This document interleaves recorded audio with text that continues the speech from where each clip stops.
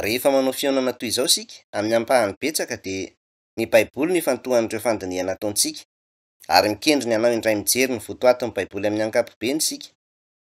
Ny fandiniana mandritry ny iray na roa andro monja dia tsy ahafahantsika mahazo afa-tsy fahalalana tena voafetra momba ny baiboly. Mila fotoana betsaka kokoa noho izany sika mba iresahana ny baiboly amin'ny antsipiriany kokoa. Noho izany nanaovantsika fandiniana mandritry ny andro maromaro. Isaky ny manao fihaonana toy izao sika dia miresaka hatramin'ny baiboly ary mifantoka amin'ny zava-misy hoe marina ny baiboly. Amin'ny ankapobeny ny olona dia mirona amin'ny fiheverana hoe bokina moraly ny baiboly na lahatsoratra tsotra momba ny fivavahana. Avy amin'ny sain'olombelona sy ny atidohan'olombelona nefa no hitsirian'ireo lahatsoratra momba ny fivavahana. Ireo boky misy ifandraisana amin'ny antokom-pivavahana sasantsasany amin'ny ankapobeny dia misy vokatry ny fikarohana sy fianarana na fandiniana. Marina koa izany raha ny fomban'ireo antokom-pinoana sasany, etika ary filozofia. Mieritreritra matetika nefa ny olona hoe vokatry ny fikarohana sy fandiniana nataon'ny olombelona ny baiboly ary ny tsiry avy amin'ny sain'olombelona. Koa noho izany dia lazain'ny olona fa tenin'olombelona ny baiboly ary tsy misy mahasamihafa azy amin'ireo asa soratra izay antokom-pivavahana hafa. Izany no eritreritry ny olona. Heverin'ny olona mialoha fa ny baiboly dia mitovitovy amin'ireo lahatsoratra antokom-pivavahana toy ny Coran na ireo boky efatry ny confucianisme na ny sutrahan'ny bodista. Vokatr' izany dia tsapan'ny olona hoe tsy afaka mahazo ny baiboly izy ireo na mamaky mimbetsaka ny baiboly aza ka avelan'izy ireo izany avy eo. Rehefa mihaino izao fanazavana izao ianao raha lasa azonao mazava tsara fa hafa noho ireny lahatsoratra momba ny antokom-pivavahana ireny ny baiboly, fa tenin'Andriamanitra tokoa. Raha lasa hitanao fa tsy vokatry ny fahalalan'ny olombelona akory ny baiboly ary tsy nisoratana hamaly fahaliana olona fa nisoratana mazava tamin'ny alalan'ny fanambaran'Andriamanitra, heveriko fa irona amin'ny baiboly ny fonao ka ho hitanao fa miankina amin'ireo teny ao amin'ny baiboly ny lahatra ao. Heveriko fa raha hitanao hoe afaka mametraka ny fitokisanao amin'ny baiboly ianao eo am-piainoana izao fanazavana izao dia hanome fiainana ao anao ny baiboly ka ho lasa mpitarika anao ary ho lasa hitanao fa tsy misy zava-tsarobidy sy marina mihoatra noho ireo teny ao amin'ny baiboly eto amin'izao tontolo izao. Raha izay no mitranga dia ho tonga eo amin'ny dingana iray ianao, dingana iray izay ahitanao ao amin'ny baiboly ny vahaolana amin'ny olana iray izay. Misy olana isan-karazany raiky tampisaka amin'ny fiainana manontolon'ny olona manerana izao tontolo izao. Olana ara-boly izany ho an'ny sasany, miaina amin'ny fahantrana izy ireny, kely volana tsy manana mihitsy aza ka mandany ny fiainana amin'ny fieritreretana hoe amin'ny fomba ahoana ny mety ahazony vola be mba ahafahany miaina fiainana raitra tahaka ny an'ireo olona mpanankarena miaina fiainan-tsambatra feno fahafinaretana. Misy olona mifikitra amin'izany karazana olana izany. Misy koa ankoatr'izany ireo olona izay mandany ny fiainan'izy ireo manontolo amin'ny fiadiana amin'ny aretina ka manontany tena hoe inona ny mety ho azon'izy ireo atao mba ahafahan'izy ireo miaina toy ny olona salama. Maro be tokoa ireo olona miaina miaraka amin'izany karazana olana izany. Ary tsy izay ihany, ho an'ny olona sasany indray dia ny fanabeazana no olana. Mandany vola be amin'ny fampianaran'ny zanaka ny olona mpanankarena mba ahazon'izy ireo ny fanabeazana tsara indrindra ka hampahomby azy ireo eo amin'ny fiainana. Nefa misy koa olona sasany fantatro hoe tsy ahafahan'izy ireo mandony saram-panabeazana tsara ho an'ny zanak'izy ireo, ny toe-bolan'izy ireo. Mitombo ny stress manjo azy ireo noho ny tsy fahafahan'izy ireo mianatra. Ary noho izany dia sorena foana izy ireo mandritry ny fiainan'izy ireo manontolo. Fantatro fa misy olona maro be tokoa toy izany. Mazava loatra fa tena mila vahana mihitsy ireo olana toy izany. Kanefa na izany aza dia misy olana fototra izay hatrehan'ny zanak'olombelona rehetra. Ary izany dia ny zava-misy hoe misy fotoana tsy maintsy hahafaty ny olon-drehetra tsirairay avy miaina eto amin'ity tany ity. Iraisan'ny rehetra izany ary tsy maintsy maty ny olona rehetra ka mirona ny fiheveran'izany ho mandeha ho azy ny olona. Manilika io olana eo amin'ny fitenenana hoe eny velona ianao dia maty ihany ange avy eo e. Na eo aza ny fiariarian'ny tsy firaharain'izy ireo. Rehefa lasa miatrika fahafatesana izy ireo dia tsy tena te ho faty akory. Nefa na izany aza, satria maty ihany moa ny rehetra ka milavolefina amin'ny fahafatesana fa tsy manohatra izy ireo. tsy manan-tsafidiny amin'izay olana izay. Toy izany ny fihetsika iombonan'ny ankamaroan'ny olona eto amin'izao tontolo izao. Hevereo anefa hoe nandritra ny fiainanao ianao dia afaka niady tamin'ny fahafatesana ka naharesy izany. Hevereo hoe ny olon-drehetra, na iza izany na iza, dia afaka nanao izany ka velona. Niezaka hatrany niady tamin'ny fahafatesana ny olona ary nampiasa izay fomba rehetra mety ilaina amin'izany. Nataon'ny olona izay rehetra azony natao mba handreseny izany. Ireo antokom-pivavahana rehetra dia mandinika ny fomba mety ahatonga ny olona ho sambatra. Na izay, na koa izy ireo mieritreritra momba ny fiainana aorian'ny fahafatesana. Raha misy tontolo izay andehanantsika aorian'ny fahafatesana, aorian'ny andozantsika izao tontolo izao, inona no azontsika atao ankehitriny mba ahazona antoka hoe hanana fiainana mahafinaritra isika ao amin'ilay tontolo izay ho avy aorian'ny fahafatesana? Toa maro dia maro tokoa ny isan'ireo olona izay mandeha mitady antokom-pivavahana ary izay fanontaniana izay no ao an-tsain'izy ireo. Mazava loatra, tsy marina akory izany ho an'ny zato isan-jato ny tranga misy, fa ny ankamaroan'ny olona dia manao ezaka toy izany mba ahitana valiny amin'ny olana momba ny fiainana. Teraka avy ao an-kibon'ny renitsika isika ary miaina mandritra ny 70 na 80 taona eo eo, miatrika tolona maro isan-karazany, fanahiana, fahasahiranan-tsaina ary fahoriana. Avy eo rehefa maty ny olona iray, ireo izay mino an'i Jesosy dia milaza fa mankany an-danitra izy, ary ireo bodista kosa milaza fa mankany amin'ny tany niasambarana tanteraka izy. Manana ny finoana manokana momba ny fiainana aorian'ny fahafatesana ihany koa ireo olona manaraka ny tokom-pivavahana hafa, ka milaza fa mankany amin'ny toerana iray mitovitovy amin'izany izy ireo. Mitana hevitra toy izany ny ankamaroan'ireo antokom-pivavahana. Manjavozavo be mihitsy anefa izany fiverana izany. Ary na ireo olona izay mino an'i Jesosy aza ka milaza hoe azon'izy ireo antoka fa misy ny fiainana any aoriana ary misy ny lanitra, dia manambara izany zavatra izany saingy tsy misy antoka na fahatokisana mihitsy hoe hankany an-danitra izy ireo rehefa maty. Hisy fihirana rehefa maty ny olona iray ary handray fitenenana fohy ny mpitandrina. Hitondra teny fampiononana milaza hoe lasa any an-danitra izao ilay maty, na tsy tena fantatra marina akory aza hoe lasa any an-danitra izy sa any amin'ny helo. Tena manjavozavo be daholo izany rehetra izany. Sahala amin'izany koa ny momba ny tany niasambarana tanteraka izay resahan'ny bodista. Niresaka tamin'ny mpitoka-monina bodista anankiray andray andro izay, ka rehefa nanontany azy aho hoe misy toerana atao hoe tany niasambarana tanteraka ve? Dia nilaza izy fa ny tany niasambarana tanteraka dia tontolo iray tsy manampetra anjavona ny fiainana manontolo any lavitra any, tahaka ny rahona izay miha-manjavony any lavitra eny. Nilaza izy fa izany ny tany niasambarana tanteraka. Mpitoka-monina bodista na enina taona tokoa izy, ary izay no nilazainy nandritry ny resaka ny fanaovanay. Nilaza izy fa ireo olona izay mahatratra ny nirvana no mankany amin'ny tany niasambarana tanteraka, fa ny ankamaroan'ny olon-tsotra kosa dia réincarné, izany hoe teraka indray eto amin'izao tontolo izao, lasa omby, lalitra, moka na karazana biby hafa izy. Izay no mitranga amin'ny olon-tsotra. Nefa raha miatrika zotram-piofanana ara-panahy ny olona iray ka mahatratra toe-panahy lavorary ary tonga amin'ny nirvana, dia hiditra amin'ilay tany niasambarana tanteraka. Amin'izay fotoana izay ilay antsoina hoe maha-izy azy dia manjavona tanteraka. Tsy maintsy manjavona tanteraka hono izy mba tsy hijaly. Raha misy tavela na ampahany kely indrindra ny maha-izy azy fotsiny aza, dia mbola hijaly ihany izy, ka izany no antsoin'ilay hoe fahatrarana ny tany niasambarana tanteraka ny fanjavonana tanteraka. Toy izany ny fomba nanazavany zavatra rehetra momba izay tamiko. Manana izao karazana fiheverana rehetra izao momba ny ho avy ny olona, momba ny fahafatesana, momba ny asambarana sy ny sisa. Ary rehefa miaina eto amin'izao tontolo izao izy ireo, dia mivezivezy eny ny olona miatrika ireny olana maro samihafa ireny. Izany ny fiainana. Zavatra iray tiako lazaina aminao ny hoe mila mifikitra amin'ny zavatra anankiray tanteraka ianao mandritra ny fiainanao eto amin'izao tontolo izao. Ny olona iray afa-po androany na mahafantatra aza hoe ho faty raha ampitso. Ny olona iray afaka miatrika ampahatokisana ny fahafatesana. Olona afaka miomeo anatrehan'ny fahafatesana. Olona afaka mihaona am-pifaliana sy fahavitriana ny fahafatesana.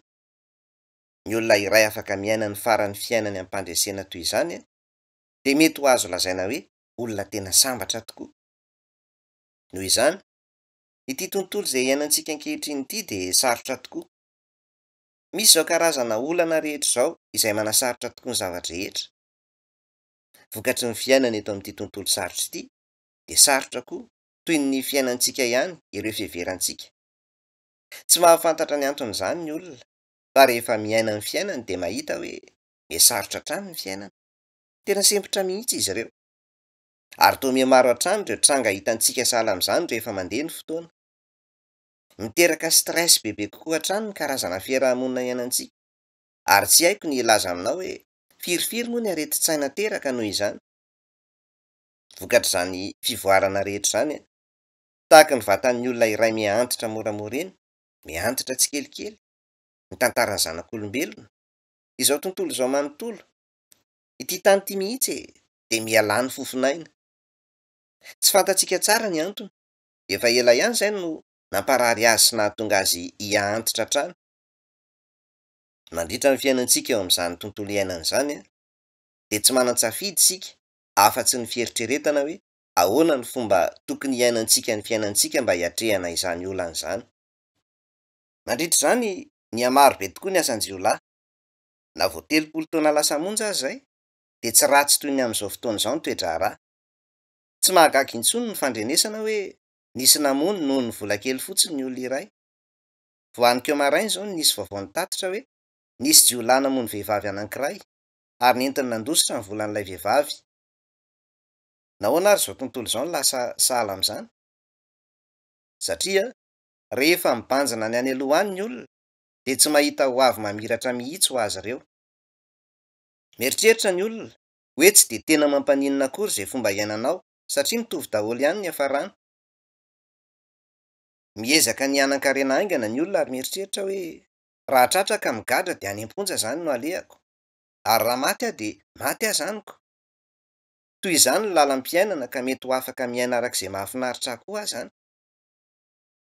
Nandany fiainana izy ireo ka mieritreritra fa mety ho afaka manao izay tian'izy ireo fotsiny ihany koa. Toa sahala amin'izay ny fomba hivoaran'izao tontolo izao ankehitriny. Amin'izao sika miaina ny vanim-potoana mahasorena sy misavoritaka izao de miasa mafy mitetika asa isan-karazany ny olona, manantena fa mety ahita lalana na fisokafana kely izay ahatsapan'izy ireo hoe afaka miainana mirespire indray izy ireo. Toa manandrana fomba maro ny olona ary miezaka mafy ery ahatrarana zavatra toy izany. Tsy haiko hoe somary sasana malaky loatra ve ny fandrenesanao izao fa tiako ny hanomboka mifototra hoe ao amin'ny Baiboly no ahitana valiny mazava ho an'izany olana rehetra izany. Ho azavaiko izany, raha toa ny Baiboly ka tsy nisy fahamarinana iray izay manome valiny mazava sy vahaolana amin'ny fiainan'ny olombelona hitangoronan'ny olana, moa ve ny Baiboly tsy hitovy ihany ary ho tsara kokoa noho izay mety ho teoria volavolain'ny olona amin'ny tanany hafa? Izay no eritreritro. Olona maro no manomboka mamaky ny Baiboly amin'ny fiheverana hoe mety hisy zavatra ho azy ireo aho, nefa mora ery ny fanilian'izy ireo azy rehefa tsy afaka mahita na inona na inona ao amin'ireo pejy ao izy ireo, de mihodina izy ireo de lasa. Toa maro be ireo tranga toy izany. Andeha isika hijery andiny teny iray ao amin'ny Baiboly, ao amin'ny filazantsarany Jaona 3 izany, ao amin'ny testamenta vaovao Filazantsarany Jaona 3, hovakiako manomboka amin'ny 9 ka hatramin'ny 15. Jesosy namaloka ny teny taminy hoe lazaiko aminao marina de marina tokoa, raha tsy ateraka indray ny olona de tsy mahazo mahita ny fanjakan'Andriamanitra. Hoy Nikodemosy taminy, ataon'ny olona ahoana no ateraka rehefa antitra? Anga mahazo miditra fanindroany ao an-kibon-dreniny izy ka ateraka? Jesosy namaly hoe lazaiko aminao marina de marina tokoa, raha tsy ateraka ny rano sy ny fanahy ny olona iray de tsy mahazo miditra amin'ny fanjakan'Andriamanitra. Efa niresaka ny sasany amin'ireo olana manjo ny olona eto amin'izao tontolo izao ankehitriny olana mahatonga azy ireo atsiaro tena ho sorena ary zara raha mahazo aina. Tiako anefa ny hanambara aminao mialoha fa raha toa ianao indray andro ka afaka miaina traikefa mazava hoe ateraka indray de ho afaka miaina am-pifaliana, ampiadanana Ary ampahasambarana eto amin'ity tontolo misavoritaka be ty ianao. Inona ny dikany hoe ateraky indray? Ny nahaterahanao voalohany de taminao teraka avy ao ankibon'ny reninao, fahaterahanao ara-batana izay. Teto anefa Jesosy de niresaka ny fahaterahana indray. Teo amin'ny toerana mitovy amin'ny an'ny solombavam-bahoaka ankehitriny io lehilahy mitondra ny anarana hoe Nikodemosy io. Nanatona an'i Jesosy izy tamin'ny alina, ary ireo ny teny nolazain'i Jesosy azy nandritra ny resaka ny fanaovan'izy ireo. Raha tsy ateraky indray ny olona iray, de tsy afaka mahita ny fanjakan'Andriamanitra. Izay no nambarany.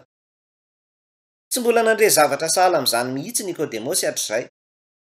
Hafahafa be taminy ireo tenin'ireo. De izany no nanontaniany hoe ahoana no ahafahan'ny olona antitra iray hiditra indray ao ankibon-dreniny ary ateraka fanondroany.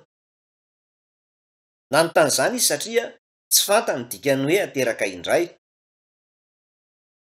Nilaza Jesosy fa tsy maintsy ateraka indray ny olona, ka angamba ny sasany aminareo izay mihaino izany ankehitriny de manontany tena koa hoe amin'ny fomba ahoana no ahafahanao ateraka fanondroany. Tsy tokony heritreritra izany amin'izay fomba izay anefa ianao. Tsy ny nofinao akory no ateraka fanondroany. Ny fotoana voalohany niterahana anao de taminao zazakely nateraka ranofo avy ao amin'ny kibon'ny reninao. Ny fotoana faharoa iterahana anao kosa de antsoina hoe fahaterahana indray. Fahaterahana indray. Izany de rehefa ateraka fanondroany ianao. Ny fahaterahana indray de fahaterahana fanondroany.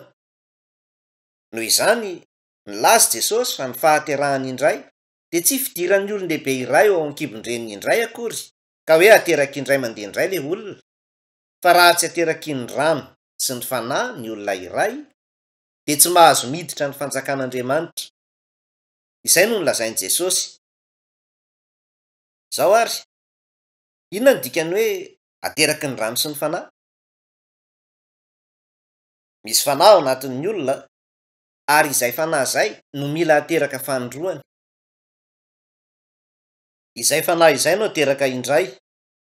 Rehefa ateraka indray izay fanahy izay, de afaka amin'ireo fahasorenana rehetra izay namen'ny fony ny olona iray, ka hitany fa hafa tanteraka ny dikany soatoavina ananany. Miova tanteraka ny fomba fahitany ny fiainana. Na ho faty aza io de ho afaka hiatrika ny fahafatesaka tsy misy nenina, tahotra na alahelo akory. Ho afaka hitsika. Toy izany ny mpandresy izay efa nandresy ny fahafatesana.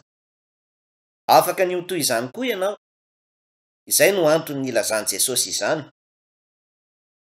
Koa raha afaka ny ho ateraka indray ianao, de tsy mampaninona na mampitoreo mafy azy zao tontolo zao. Na firy olana tsy maintsy atrehanao. Soritsoritiny olona ho toy ny ranomasina mangidy zao tontolo zao sa tsy izany? Noho ireo olana mangidy tsy maintsy atrehana, nefa raha afaka ny ho ateraka indray ianao, de ho afaka ny andetsy ampisalasalana eo ambonin'izany ranomasin'olana izany. Ho afaka hiaina ny fiainanao amin'izay fomba izay ianao. Tsy hoe milazalaza izany rehetra izany fotsiny akory a. Noho izaho manokana efa niaina ny fahaterahana indray no ilazako aminareo hoe sahala amin'izay izany. Ho tantaraiko aminareo fohifohy ny fomba nahateraka indray aho. Teraka tao amin'ny fianakaviana kristianina iray aho. Loholona tao amin'ny fiangonana presbiteriana ny raiko, ary nananjanaka efatra izy ka anankiray amin'ireo aho. Ny zokinay vavy, ny zokinay lahy, ny zandrinay vavy, ary izaho. Izay ny maha-efatra anay. Atony fony fahakeliko no efa nazotona ankany am-piangonana. 12 taona teo eo no naty mamanay. Taty aoriana nanaraka ny torolalana nomeny ny rainay ka nahazo diplôma avy amin'ny kolejy teolojika ary lasa pastora. Na pastora aza de tsy nateraka indray ka tsy nisy niova tato am-poko. Ny toetra ho toy ny fon'ny olon-tsotra tsy pastora ihany ny foko. Ny fahitako ny fiainana, ny fahitako izao tontolo izao, ny fisainako momba ny fananana ranofo de nitovy ihany tamin'ny an'ny olon-kafa. Izany fisainana izany ihany no nandraisako ny Baiboly sy nitoriako teny tao amin'ny kongrégasiona nisy ahy, ka nahatsiaro ho tsy nahazo aina ary mety ho nahatsapy izany koa ireo mpiaino ahy. Ohatrany hoe nahay nitory-teny ery aho tamin'izany ary izany no nahafantaran'ny olona. Efa nitarika ireny fionam-be fifoazana ireny mihitsy aza. nefa na inona nataoko de nisy enta mavesatra tao am-poko, ka ahoana moa no ahafahako manamaivana ny fon'ny hafa? Na izany aza de niasa amin'ny mahapastora nandritra ny 10 taona. Olona nitandrina be mihitsy aho. Tao amin'ny fianakaviana kristianina moa no nibeazako ka nampianarina hatry ny fahakeloko hoe fahotana ny mandainga, de niezaky ny tsy handainga aho. Efa nampianarina koa aho hoe fahotana ny hatezerana, de niezaky ny tsy ho tezitra aho. Na izany aza nisy fotoana nahatezitra ary nandainga koa aho indraindray. Isaky ny nanao izany aho de tsy nahazo aina tao am-poko tao. Rehefa namaky ny baiboly aho de hitako fa mandraha raha tsy handainga ny baiboly, mandraha raha tsy ho tezitra koa ny baiboly, nefa hitako fa tsy vitako ny tsy handainga na ho tezitra, ka inona ary no azoko atao amin'izany? Nanomboka niseho tao am-poko ireo fanontaniana sahala amin'izany. Arak'izany de tsy nifanaraka tamin'izay tena tao am-poko ny fampianaran'ny baiboly, izany hoe tsy nifanaraka tamin'ny zava-misy mariny ireo idealy. Nisy izany fifanoherana goavana izany tao amin'ny fiainako, na tsy ary tena ho very isan'andro, ary niady teo anivon'izany toem-piainako izany. Teo anivon'izany fifanoherana izany aho de na tsy ary tena ho niady ary nirenireny very isan'andro. Tamin'izaho mbola ankizy, fony aho mbola kely, toy izao ny fomba fiainan'ny raiko. Raha misy olona tsy manan-kelofana nandondona ao am-baravaran'ny tranonay rehefa mangatsiaka iny ny andro amin'ny aty ririnina, de asain'ny raiko mandroso hiara-mitoetra aminay izy. Izahay koa nahantra, ary roa fotsiny ny efitra fandriana tao an-tranonay. Tao amin'ny efitra fandrian'ny rehetra dada ny natory, fa navela ny atorian'ilay olona tsy nanan-kelofana ny efitraminy. Karazana olona toy izany izy. Taty aoriana de feno fotsy ilay efitrano ka tsy nanan-tsafidy izy fa nandefy ilay vahiny. Indray andro tamin'izaho mbola kely koa, de nisy mpangataka tonga tao an-tranonay tamin'ny andro ririnina be iny, nangataka sakafo. Nivohan'ny dada ny varavarana, ary rehefa nahita ilay olona izy de nanontany hoe mangatsiaka angaha ianao? Sady nangovitra ilay mpangataka no namaly hoe eny, mangatsiaka. Tsy niteny dada, fa nanaisotra ny akanjo mafana teny aminy ary nanafy ilay olona sady niteny hoe anaovy iny. Karazana olona toy izany dadanay. Raim-pianakaviana toy izany no nitaiza.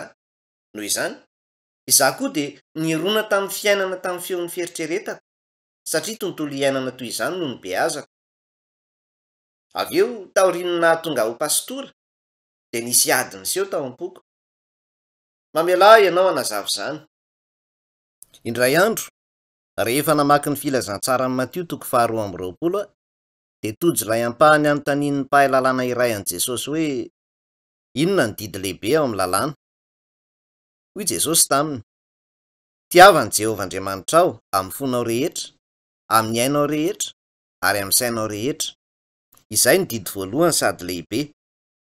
Ary ny faharoa de tahaka izany ihany, tiavy ny mpiara-belona aminao tahaka ny tenanao. Navelako le ampahany momba ny fitiavana an'Andriamanitra. Navelako ny fitiavana an'Andriamanitra. Voalaza nefa avy eo hoe tiavany namanao tahaka ny tenanao, ary nanindrona ny foky lalina tao izany teny izany. Pastora ary asako ny fitoriana izay voalaza ao amin'ny baiboly. Miresaka be mihitsy ny momba ny fitiavana ny baiboly, ka nataoko izay azoko natao nitoriana momba ny fitiavana. Rehefa nanontany tena nefa hoe move aho tena tia marina tokoa ny namako tahaka ny tenako, de tsy nahavita ny teny hoe eny. Ka moa ary ve tsy izay no olana? Fanaoko ny nijoro teo amin'ny pilipiotra ary nitory teny. De niantanako ny baiboly ary nanao resaka lavabe aho kanefa lainga daholo izay nolazaiko. Izany de satria na izaho manokana aza tsy nahavita ny tiany namako tahaka ny tenako. Tsy vitako izany. Ka ahoana moa ny tenenako ny hafa ity? Izay no olana. Lainga fotsiny ihany ireo teniko. Koa niresaka nahatonga olana tao am-poko de noho ny zava-misy hoe mpiatsara velatsia, mpiatsara velatsia. Satria nitory teny ary ny tenin'ny hafa hanao zavatra izay izaho manokana aza tsy nahavita izany. Moa ve izany tsy nahatonga aho ho mpiatsara velatsia? Avy eo indray andro nisy zavatra nitranga. Izany de tamin'izaho nafindra avy any amin'ny fiangonako tany ambanivohitra ho any amin'ny anankiray tany an-tanàn-dehibe.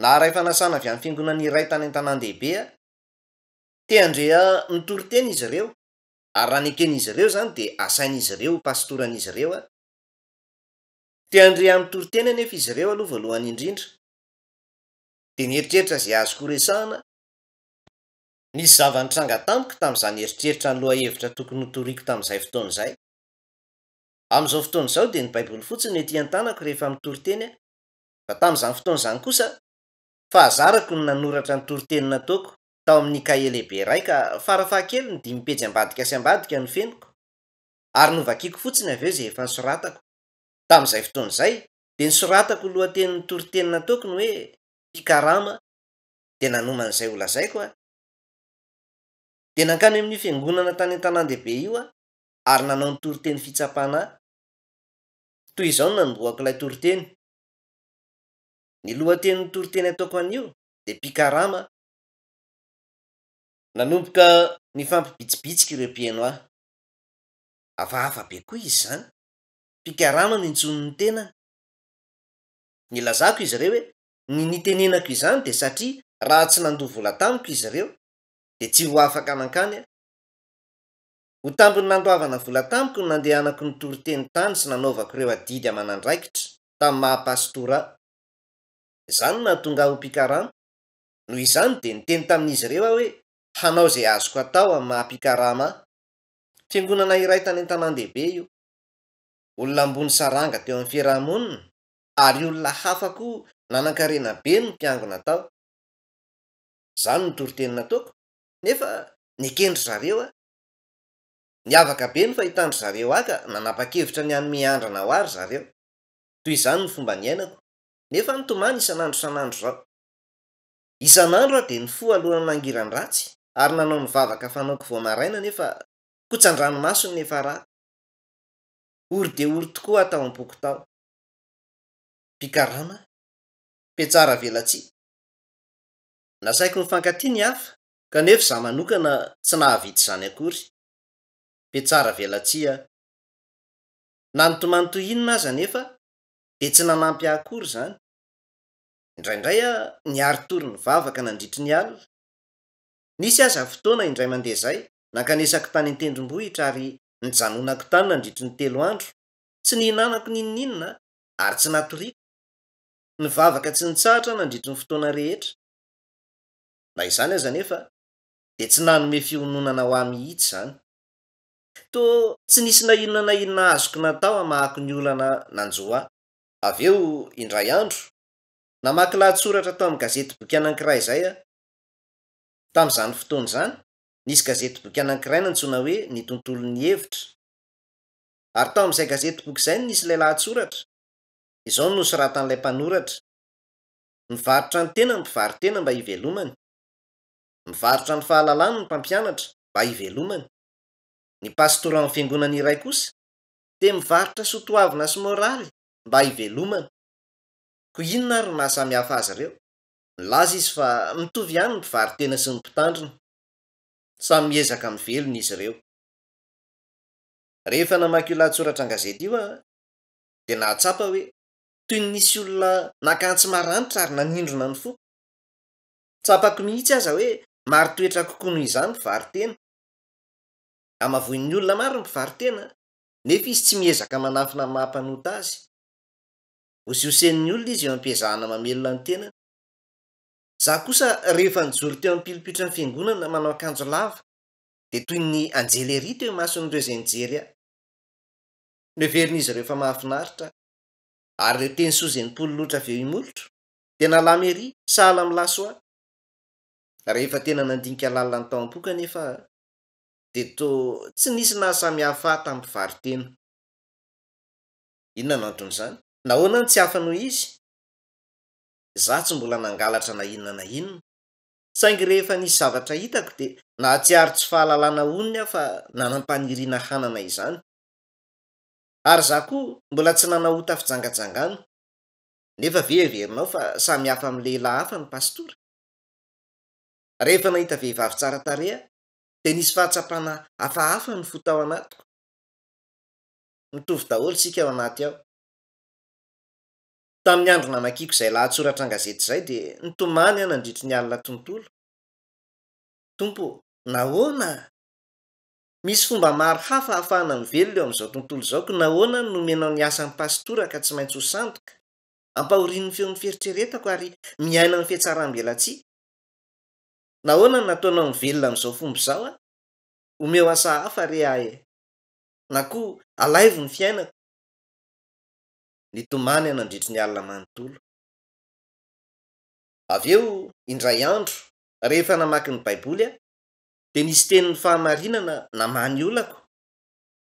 Tamin'izay fotoana izay koa nifarana ny fangirifiriana sy fijaliana rehetra tao amin'ny feon'ny fieritreretako izay natrehako talohan'izay. Tsy fantatro tamin'ny voalohany zava-nitranga. Taty aoriana dia nihaona tamin'ny misionera anankiray fantatro izay aho ka mitantaraiko azy izany. Rehefa nandray izay nolazaiko izy dia niraisy ny tanako ary io izy. Izay ny fahaterahana indray. Raha vao nahalala izay fahamarinana izay aho dia nanjary hafa tanteraka tamiko izao tontolo izao. Mbola izany ihany no mitrangana ankehitriny aza. Niova ny fijeriko manontolo ny fiainana. Efa lasa niala lavitra be izao ilay tontolo malahelo sy feno fanaintainana izay fantatro. Nahazo valiny tanteraka avy amin'ireo teny eo amin'ny Baiboly aho, ka izay no antony hitantarako anareo izany rehetra izany. Tamin'ny 12 Novambra 1970.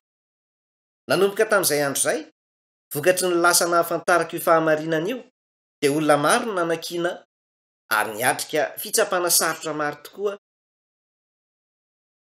Nefa tsy nisy nenina mihitsy tato am-poko, na indray mandeha aza. Afaka miatrika amin'ny fahafatesana ankehitriny. Tsy maninona izay fotoana iaviany fa afaka miatrika izany aho. Inona ny anton'izany? Tsy hoe niova akory ny tarehako a, fa tato anatiko no nisy niova. Andeha isika hijery ny Baiboly. Filazantsarany Jaonina, toko 10, andininy 5:30. Jaonina toko 10, andininy 5:30. Vahavereny izao azafady. Raha antsoin'Andriamanitra hoe Andriamanitra, ireo izay nitongava ny tenin'Andriamanitra, ary ny soratra masina tsy azo foanana. Efa namaky eo andiny teny io ve ianao taloha? Voalaza eo fa raha mandray ny tenin'Andriamanitra ianao dia ho tahaka ny Andriamanitra. Voalaza eo fa hanjary ho toy ny Andriamanitra ny olona iray. Amin'ny fomba manao ahoana moa no halasa Andriamanitra ny olona iray? Ny dikan'izany dia hoe rehefa mandray ny tenin'Andriamanitra ianao dia teraka indray ka lasa zanak'Andriamanitra. Andriamanitra ka Andriamanitra ihany koa izany ireo zanak'Andriamanitra. I Jesosy no nilaza ireo tenin'ireo. Efa nivakintsika tany aloha ao amin'ny Jaonina toko 13 ny tenin'i Jesosy hoe raha tsy ateraky ny rano sy ny fanahy ny olona iray dia tsy mahazo miditra ny fanjakan'Andriamanitra. Izay no nambarany. Ny fahaterahana amin'ny alalan'ny rano sy ny fanahy no mitranga rehefa mahatsapa ny fahamarinana amin'ny tenin'Andriamanitra ny olona iray ka mandray ny fanahy masina. Ny fanahy izany no ateraka indray. Andeha isika hamaky andiny teny iray hafa avy ao amin'ny Baiboly. Petera 1, toko 1, andininy 7:20. Mamelao ianao hamaky izany ho anao. Fa efa nateraka indray ianareo, tsy tamin'ny vomety oloa, fa tamin'ny tsy mety oloa, tamin'ny alalan'ny tenin'Andriamanitra izay velona sady mitoetra mandrakizay. Tonga amin'ny alalan'ny tenin'Andriamanitra ny fahaterahana indray. Amin'ny alalan'ny tenin'Andriamanitra no ahatongavan' izany. Rehefa misy zavatra tsapanao amin'ny alalan'ny tenin'Andriamanitra, izany akory tsy midika hoe lasa mahatsapa ny dikan'ny zavatra iray izay tsy fantatrao taloha ianao a. Ny dikan'izany dia hoe misy zavatra ao amin'ny andin'ny teny iray na fehezan'ny teny iray ao amin'ny Baiboly mamany olana izay namikitra tao am-ponao. Manana olana izay nanjaka tao am-ponao ianao a, nefa misy zavatra avy ao amin'ny Baiboly mamaza ny olan'izany avy eo. Izany no dikany hoe lasa mahatsapa zavatra ao amin'ny Baiboly. Rehefa mitrango zany de teraka indray ny fanahinao. Zany no fomba ahaterahan'ny olona iray ho zanak'Andriamanitra. Miresaka momba ny fahatongavana ho zanak'Andriamanitra ny olona, saingy amin'ny ankapobeny de manjavozavo be mihitsy ny fieritreretan'izy ireo izany. Milaza izy ireo fa rain'izy ireo Andriamanitra satria mino azy izy ireo, ka izany no ahafahan'izy ireo miantso an'Andriamanitra hoe ray. De averimberina izy ireo antsoina hoe rain'izy ireo Andriamanitra. Raha ny marina nefa de maro be tokoa ireo olona izay tsy zanak'Andriamanitra. Tsy rehefa mieritreritra fotsiny ny olona iray hoe zanak'Andriamanitra de mahafeno ny fepetra iantsoana an'Andriamanitra hoe rainy.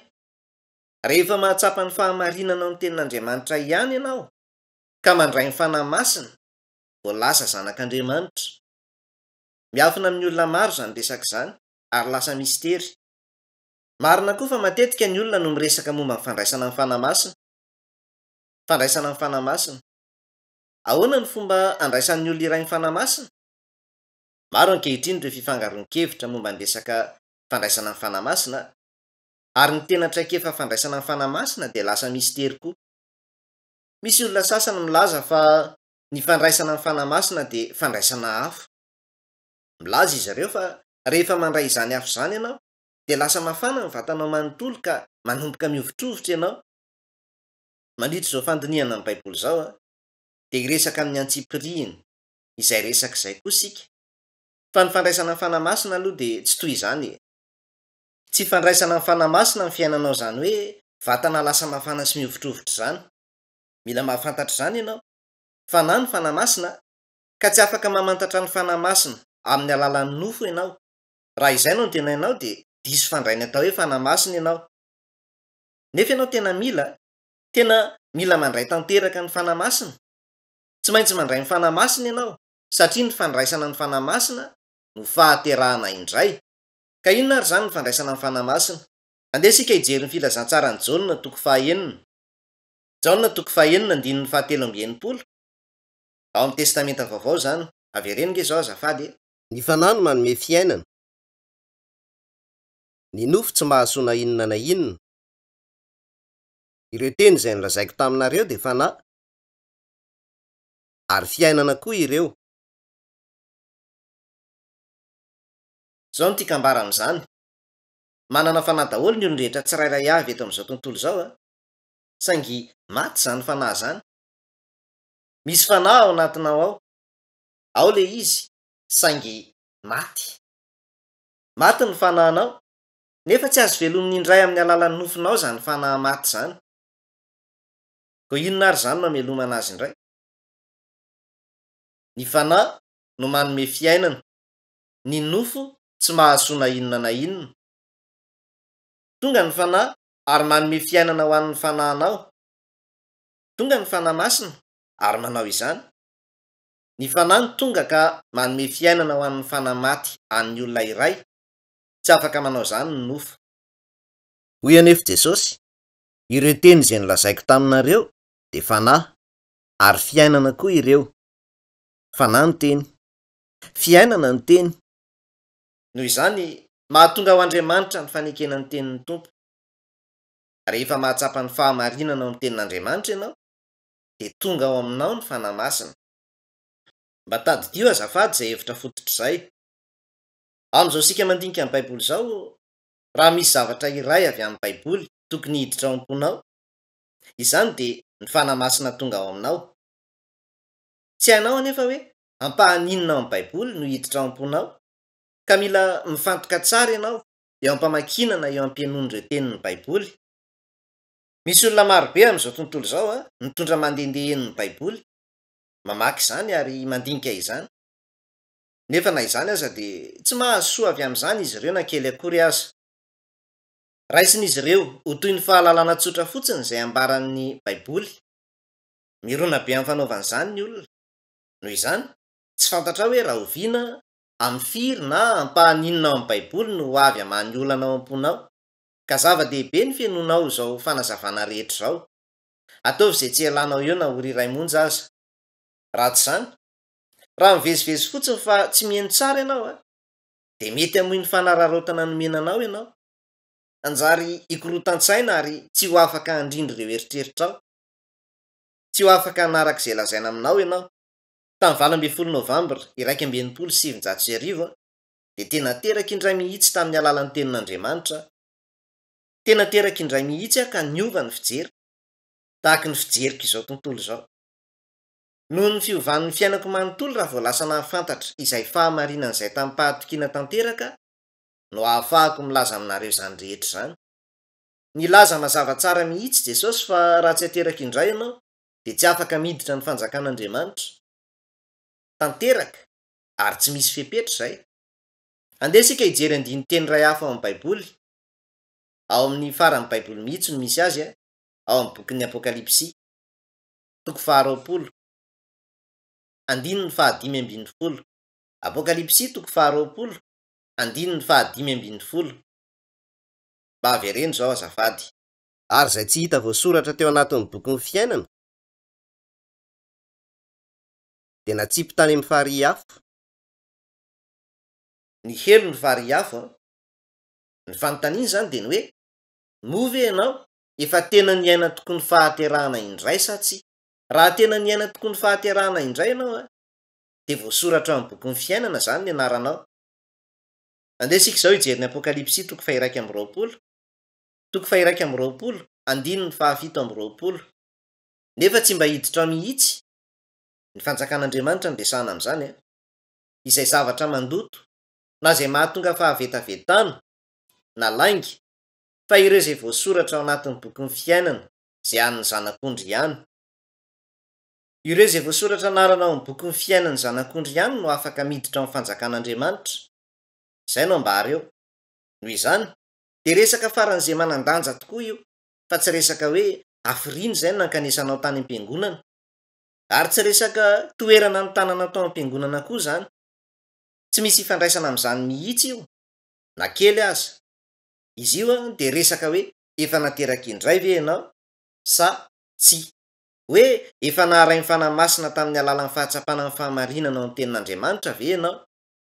Izay ihany no resaka eo, ary izay koa no antony ilazako izany rehetra izany. Angamba ianao mieritreritra hoe tsy mino ifotin'ny Baiboly ianao. Angamba ianao mieritreritra hoe inona koa ary ny resahan'io olona io? Izaho aloha dia tsy mino izany Baiboly izany. Olona nanoratra ny Baiboly taloha elabe. Olona nanoratra fotsiny fihevitra ireo sy ireo hevitra izy ireo manokana. Izay ihany no ao amin'ny Baiboly. Lazainao fa nandeha teo ambony rano Jesosy, hoe nanangana ny maty izy, ary nanome sakafo olona miisa 5,000 tamin'ny alalan'ny mofo 5 sy trondro 2 fotsiny. Efa nandre lainga toy izany ve nareo? Izaho tsy afaka hiaino fotsiny zavatra toy izany. Antotan-javatra tsy misy dikany fotsiny izany rehetra izany. Ny fieritreretako hoe isy aminareo tsy mino ny Baiboly no tiako anehoana aminareo an'io fa tena marina mihitsy io Baiboly io. Tsy misy teny maniditsidina ary tsy misy teny nitsimoka avy amin'ny saina na eritreritr'olombelona aho. Voalohany ary dia tiako ny hanolotra pirofo maneho fa marina ny Baiboly. Andesika hijery ny testamenta taloha. Joba toko 120. Ao alohan'ny salamo mihitsy ny Joba. Joba toko 120. Ovakiko ny andininy 7. Joba toko 120, andininy 7 sy 9. Velariny amin'ny faritra babangona ny lanitra varatra, manantona ny tany amin'ny tsy misy izy. Finosiny amin'ireo rahona matevina ny rano, nefa ireo rahona tsy mety tritra eo ambanin'izany. 3,000 taona lasa eo izay no niraketana ny bokin'ny Joba. 3,000 taona lasa izay. Efa taloha elabe izany 3,000 taona lasa izany. Na efa taloha be toy izany aza ny nanoratana azy, ary mbola tsy nisy na inona toy ny siansa moderna izay ananantsika ankehitriny tamin'izany fotoana izany, dia voalaza hoe velariny amin'ny faritra babangona ny lanitra varatra. Mamelahy ianao hanazava ny dikan'izany. Raha voalaza hoe avaratra dia ny tendro ny avaratra ny tondrona amin'izany. Misy faritra babangona ny ambonin'ny tendro ny avaratra. Inona ny dikan'izany? Inona koa izany lazainao izany? Babangona ny abakabaka manontolo?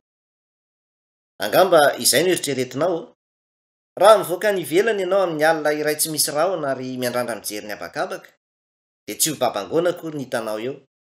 Ho feno kintana ny abakabaka amirapiratra toy ny firavaka miantony eo amin'ny valindrina na plafond reny. Tsy babangona ny abakabaka, fenikintana io. Fenikintana maro be ireo vondrokintana, ary toy ny misy rahona mihitsy ny fijery azy. Ambara eto anefa hoe any ivelany, any amin'ny abakabaka ambony avaratra any, dia misy faritra iray tsy misy kintana. Raha voalaza eto hoe velariny amin'ny faritra babangona ny lanitra avaratra, izany dia midika hoe tsy misy kintana hita eo. Izany hoe tsy misy kintana eo amin'ny abakabaka ambony ny tendrony avaratra. 3,000 taona lasa izay niraketany mpanoratra eo ampahany eo amin'ny baiboly ireo tenindreo. Tsy miresaka fivavahana izany, fa ireo zava-misy momba ny tany sy ny abakabaka ny ivelany ihany no resahana amin'izany. Raha mijery ianao eto, inty misy lahatsoratra an-gazety tao amin'ny New York Times tamin'ny oktobra 1, 2009. Milaza io lahatsoratra io fa ireo mpahay kintana dia nahita lavaka lehibe tokoa any amin'ny abakabaka any. Vinavinaina hoe 700 tapitrisa taon-kazavanana ny lumière ny sakany, ary any amin'ny lanitra avaratra misy izany. Mpahay kintana nampiasa teleskaopy tany amin'ny toerana fandiniana abakabaka 3 lehibe any Etazonia nahita izany. Hitanao amin'izany fa avy amin'ny fanaraha-masony abakabaka ny ivelany ihany no nahitan'ny siansa moderna hoe misy abakabaka babangona lehibe tokoa any ambonin'ny Grande Ourse any amin'ny lanitra avaratra.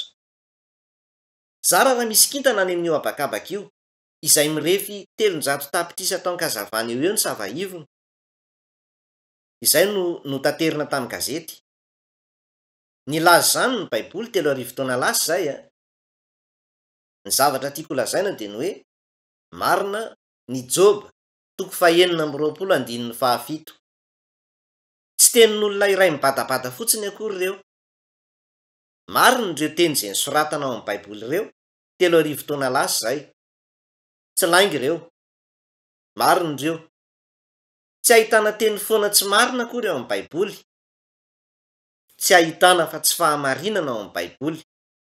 Marina daholo ireo teny rehetra ao amin'ny baiboly. Noho izany, raha manaiky ireo teny ao amin'ny baiboly ho marina ianao, dia ahita fahamarinana mahatalanjona ao amin'ireo pejy ao.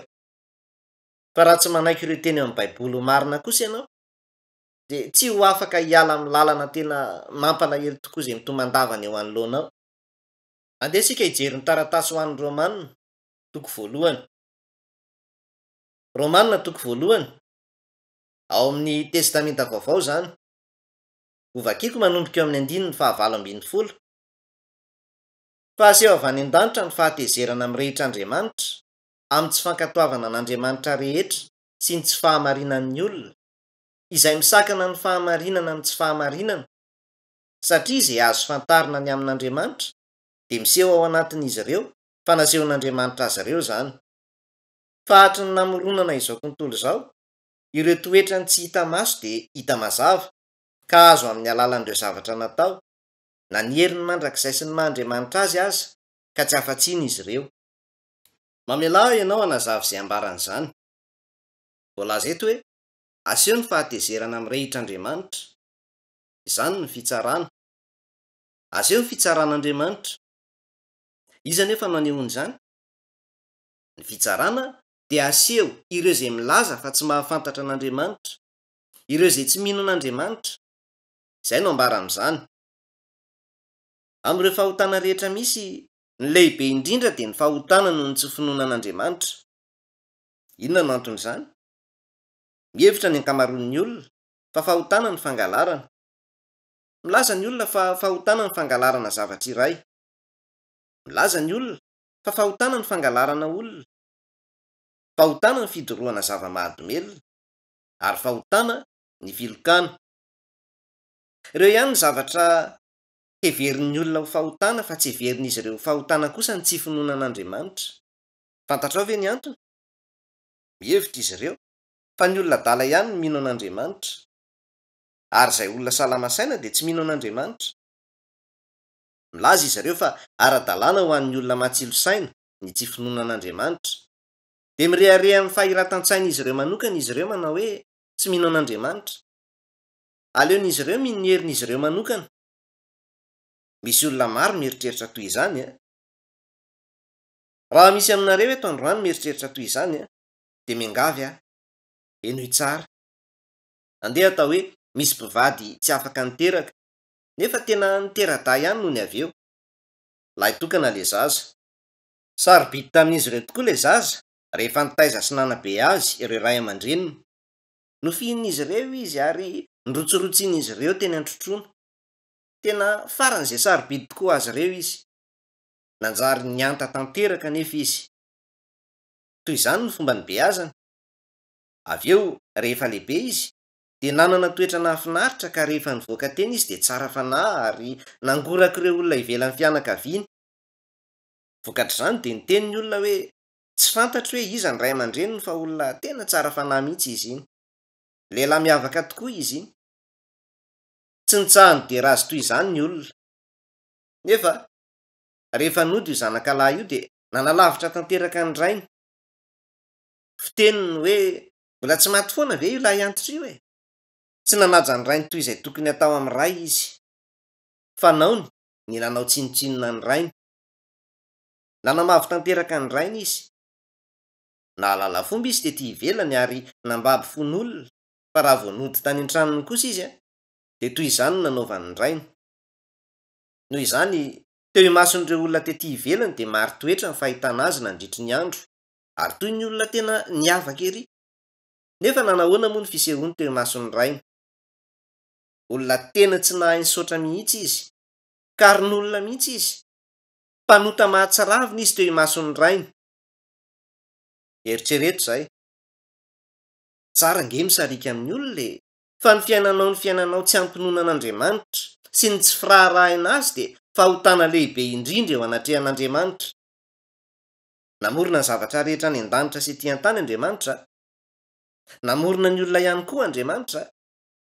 Rehefa milaza zany a, angamba ianao mety eritreritra hoe famoronana? Famoronana inona?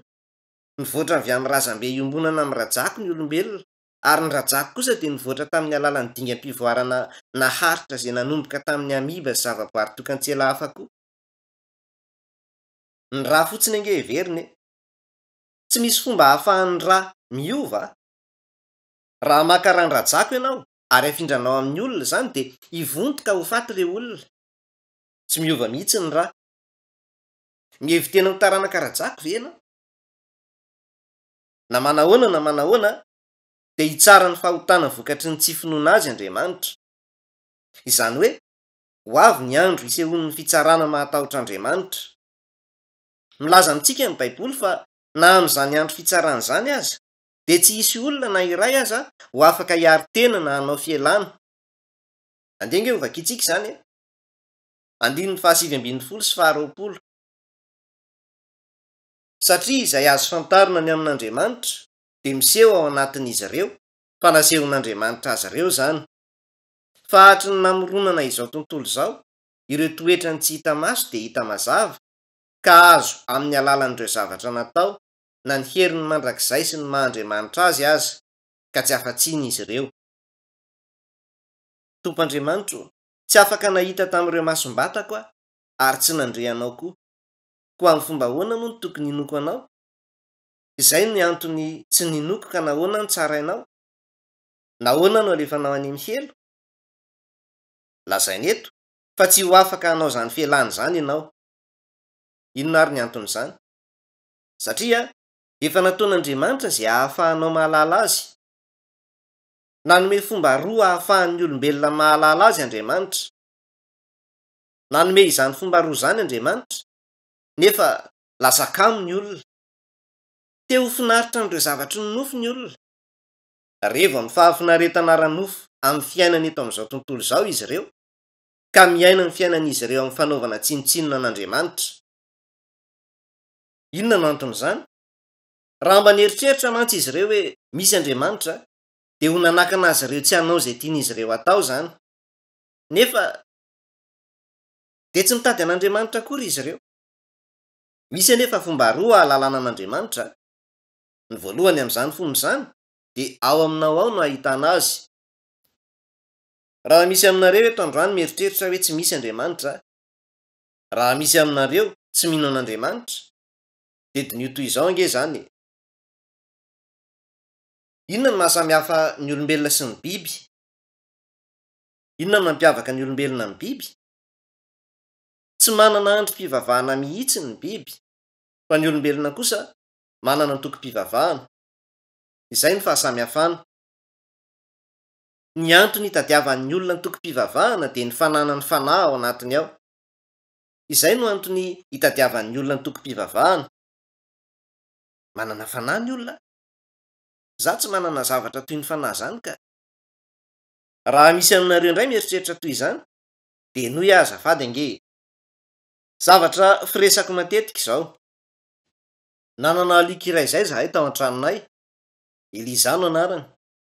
Tsy izahay no nametaka io anarana alika io fa efa anarany izany tamin'izy tonga tao aminay. Alika tena kely dia kely tokoa izy izay a. Lava be ny volony ka nikorotsaka nanarina amin'ny masony.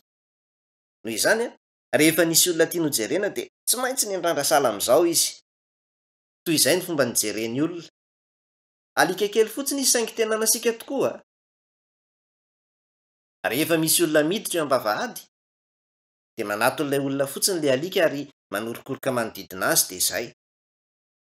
Nefa raha vao handeka mandingana amin'ny varavarana ilay vahinonay, dia mihazakazaka avy ato aoriana ilay alika ary manaikitra ny vodin-tongony.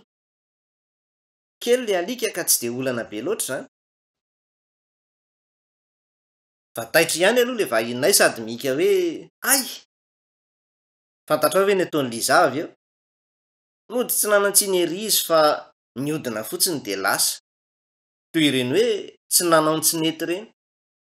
Lasa fotsiny izy. Nisy zavatra tsy ampy tao amin'ilay alika. Inona ary ny tsy ampy? Mety hiteny isika hoe tsy nanana henatra izy. Izany hoe tsy nanana feon'ny fieritreretana izy. Amin'izay lafin'izay a, ny olona iray na mety ho ratsy manao ahoana azy izy, raha mamely totohondry olona iray eo amin'ny orona izy ka mandeha rà ny oron'ilay olona, rehefa mahita ilay olona mandeha rà ilay namely dia hanomboka hanenina ny amin'izay vitany. Hieritreritra izy hoe angamba somary tafahoatra ny zavatra nataoko. Tokony ho nandefitra kely kokoa. Izany ny kaikitry ny nenina ao amin'ny feon'ny fieritreretana. Inona moa ny feon'ny fieritreretana? Ny fanahy. Ny fanahy ny feon'ny fieritreretana. Izay ny fahasamihafana eo amin'ny olombelona sy ny biby. Tsy manana fanahy ny biby, ko rehefa maty dia izay koa ny farany ho azy. Manana fanahy kosa ny olona, koa rehefa maty izy dia tsy izay ny farany. Ary noho ny asan'ny feon'ny fieritreretana dia mitady antokom-pivavahana ny olona. Izany no antony iainan'ny olona fiainana mandala antokom-pivavahana. Moa ve ianao tsy manana feon'ny fieritreretana? Fa angamo tsy misy feon'ny fieritreretana ao anatinao ao. Raha manana feon'ny fieritreretana ianao a, dia tokony ho fantatrao fa manana fanahy ianao izany ao anatinao ao. Asio marika eo amin'ny Romanina eo, dia andeha isika hijery ny Genesisy toko voalohany. Io ny toko voalohany indrindra ao amin'ny Baiboly. Genesisy toko voalohany, andininy 17. Genesisy toko voalohany, andininy 17. Ary Andriamanitra namorona ny olona tahaka ny endriny, tahaka ny endrik'Andriamanitra no namorona ny azy. Lahy sy vavy no namorona ny azy ireo. Jereo ange izay voalaza eo hoe namorona ny olona tahaka ny endriny Andriamanitra manokana. Tahaka ny endrik'Andriamanitra. Tsy misy amin'ny nofo sahala amintsika izao Andriamanitra. Misy andiny teny eo amin'ny filazantsarany Jaona toko 4 hoe mba avereny izao azafady. Fanahy Andriamanitra. Ary ireo izay mivavaka aminy tsy maintsy mivavaka amin'ny fanahy sy ny fahamarinana. Voalaza fa Andriamanitra dia fanahy. Tsy nofo sahala amintsika izao Andriamanitra. Fanahy izy.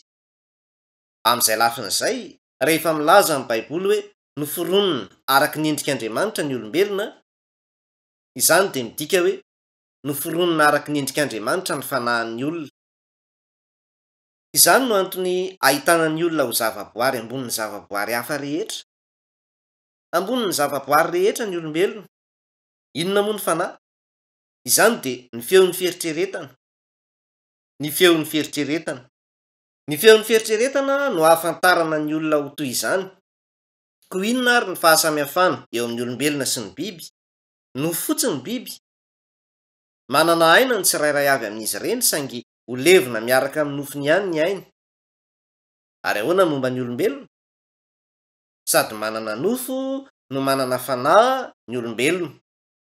Toy izany sika olombelona. Ary inona ny nofo? Vovotany. Ambara ao amin'ny Genesis 2:2 fa vovotany no nanaovan'Andriamanitra ny olona. Noho isika vita avy amin'ny vovotany no mahatonga antsika misakafo. Mihinan-kena sika. Mihinana mofo sika. Mihinana legioma sika. Inona ary ny anton'izany?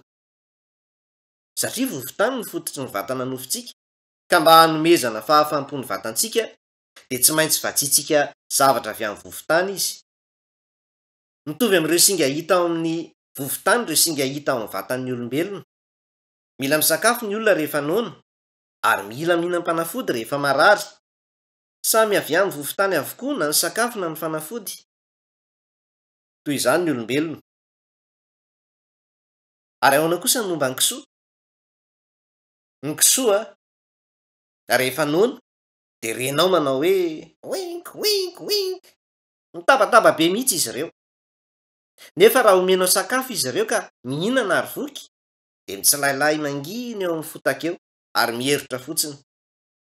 Mahay mieritra tokoa ny kisoa. Tsy misy hitarainana na kely akory aza, na iray aza. Rehefa voky ny kibony dia tsy misy hitarainana. Mamela ianao ary anontany anao hoe valio ampahantsorana izao azafady. Azafady atsangano ny tananao raha afaka milaza ampahantsorana ianao hoe tsy misy hitarainako rehefa feno ny kiboko. Inona ny anton'izany? Nahoana ny olona ny tsy afa-po na voky aza ny kibony? Inona no anton'izany? Inona no antony mahatonga izany? Izany dia noho ny fanahiny. Satria noana ny fanahiny. Satria noana ny fanahy ao anatiny ao. Raha ny nofo izay misy azy ihany ary mifarana rehefa maty izy no maha olona ny olona, moa ve izy tsy tokony ho afa-po rehefa voky fotsiny ny kibony? Tahaka ny kisoa. Nahoana moa ny olona ny tsy afa-po na voky aza ny kibony? Satria manana ny atao hoe fahalavorariana aminy izy. Mifandray amin'ny inona izany fahalavorariana izany? Mifandray amin'ny fanahy izany. Ny olana dia ny zava-misy iainan'ny olombelona tsy mifanaraka amin'ireo fahalavorariana tadiavina. Avy ao amin'ny fanahy no hitsiriana izany fahalavorariana izany. Tena manana fanahy izay noforonina araka ny endrik'Andriamanitra mihitsy ny olona. Ary avy amin'ny vovotany no nanaovana ny nofony. Avereny izao azafady. Ka ho fantatrareo ny marina. Ary ny marina afaka anareo tsy ho andevo. Sakafo hohanin'ny fanahy ny fahamarinana. Mila misakafo ny vatana ary mila mihinana ny fahamarinana ny fanahy. Ny fahamarinana. Mila mihinana ny fahamarinana ny fanahy ary ny fahamarinana dia ny tenin'Andriamanitra. I Jesosy mihitsy ny fahamarinana. Izany no mahatonga anao tsy mety ho afa-po eo amin'ny fiainanao mandra-pahitanao io fahamarinana io. Mandra-pahatsapanao io fahamarinana io. Nisy andro iray nahitako izay fahamarinana izay. Tsapako izany fahamarinana izany. Tamin'izay fotoana izay no niainako fahafaham-po. Nolazain'ny olona fa lasa-dala tamin'izay fotoana izay. Mitsikitsiky be mandeha teny an-dalana teny. Moa tsy izany ve ny fanaon'ny adala? Rehefa nijery izao tontolo izao taorian'ny nahatsapako izany fahamarinana izany, dia toy ny toerana maharikoriko ny fahitako azy. Na honenana ireo olona niaina tamin'ny rendrarendra aza. Tokony ahita izay fahamarinana izay ny olona. Misy tononkiro izay amin'ny fihirana 529 manao hoe manana tantara hambara amin'ireo firenena izahay. miresaka momba ny lalan'ny fahamarinana izay ira fiderana izay. Raha hitanao izay lalan'ny fahamarinana izay dia ho afaka ahita fahafahampo ianao, fahafahampo izay tsy nety hitanao tamin'ny alalan'ny zavatra hafa rehetra teto amin'izao tontolo izao. Izany ny fahafahan'ny feon'ny fieritreretana, fahafahana ho an'ny fanahy. Izany dia rehefa mahita ny fahafahana marina ianao, noho izany manana fanahy ianao ao anatinao ao, ka afaka mahita an'Andriamanitra amin'ny alalan'izay fanahy izay. Rehefa manokatra ny fanahinao ianao dia lasa mahita an'Andriamanitra. Misy olona marobe eto amin'izao tontolo izao mitondra ny baiboly eny rehetra eny, mamaky ny baiboly ary miresaka momba ny baiboly, nefa toa vitsy kely monja ireo olona izay tena nahita an'Andriamanitra amin'ny fanahin'izy ireo ao. Izay no olana. Amin'ny alalan'ny tenin'Andriamanitra no ahitantsika an'Andriamanitra. Manaraka izany, inona kosa ny fomba faharoa ahitantsika an'Andriamanitra? Jereo ny 20. Romanina 1:20. 20. Fahatry ny namoronana izao tontolo izao, ireo toetrany tsy hita maso dia hita mazava, ka azo amin'ny alalan'ireo zavatra natao, na ny heriny mandrakizay sy ny maha-Andriamanitra azy ka tsy afa-tsiny izy ireo. Jereo izay voalaza eo. Fahatry ny namoronana izao tontolo izao, ireo toetran'Andriamanitra tsy hita maso. Inona ireo toetran'Andriamanitra tsy hita maso? Ny herin'Andriamanitra mandrakizay sy ny toetra masina maha-Andriamanitra azy izany. Tsy hita maso ny herin'Andriamanitra mandrakizay sy ny toetra maha-Andriamanitra azy, saingy hita amin'ny alalan'ireo zavatra izay nataony. Izay no ambara eo. Inona ny dikan'izany? Jereo ary eto ity misy sary. Nisy olona nanao ity sary ity amin'ny alalan'ny fijeren'ity sary ity no ahafantarantsika mombamomba ilay mpanakanto, ny zava-mahaliana azy, ny toetrany ary ny talentany amin'ny zavakanto. Raha mandinika ity trano ity isika dia afaka mahafantajavatra momba ireo eritreritra sy izay nahalian'ilay mpanao maritrano.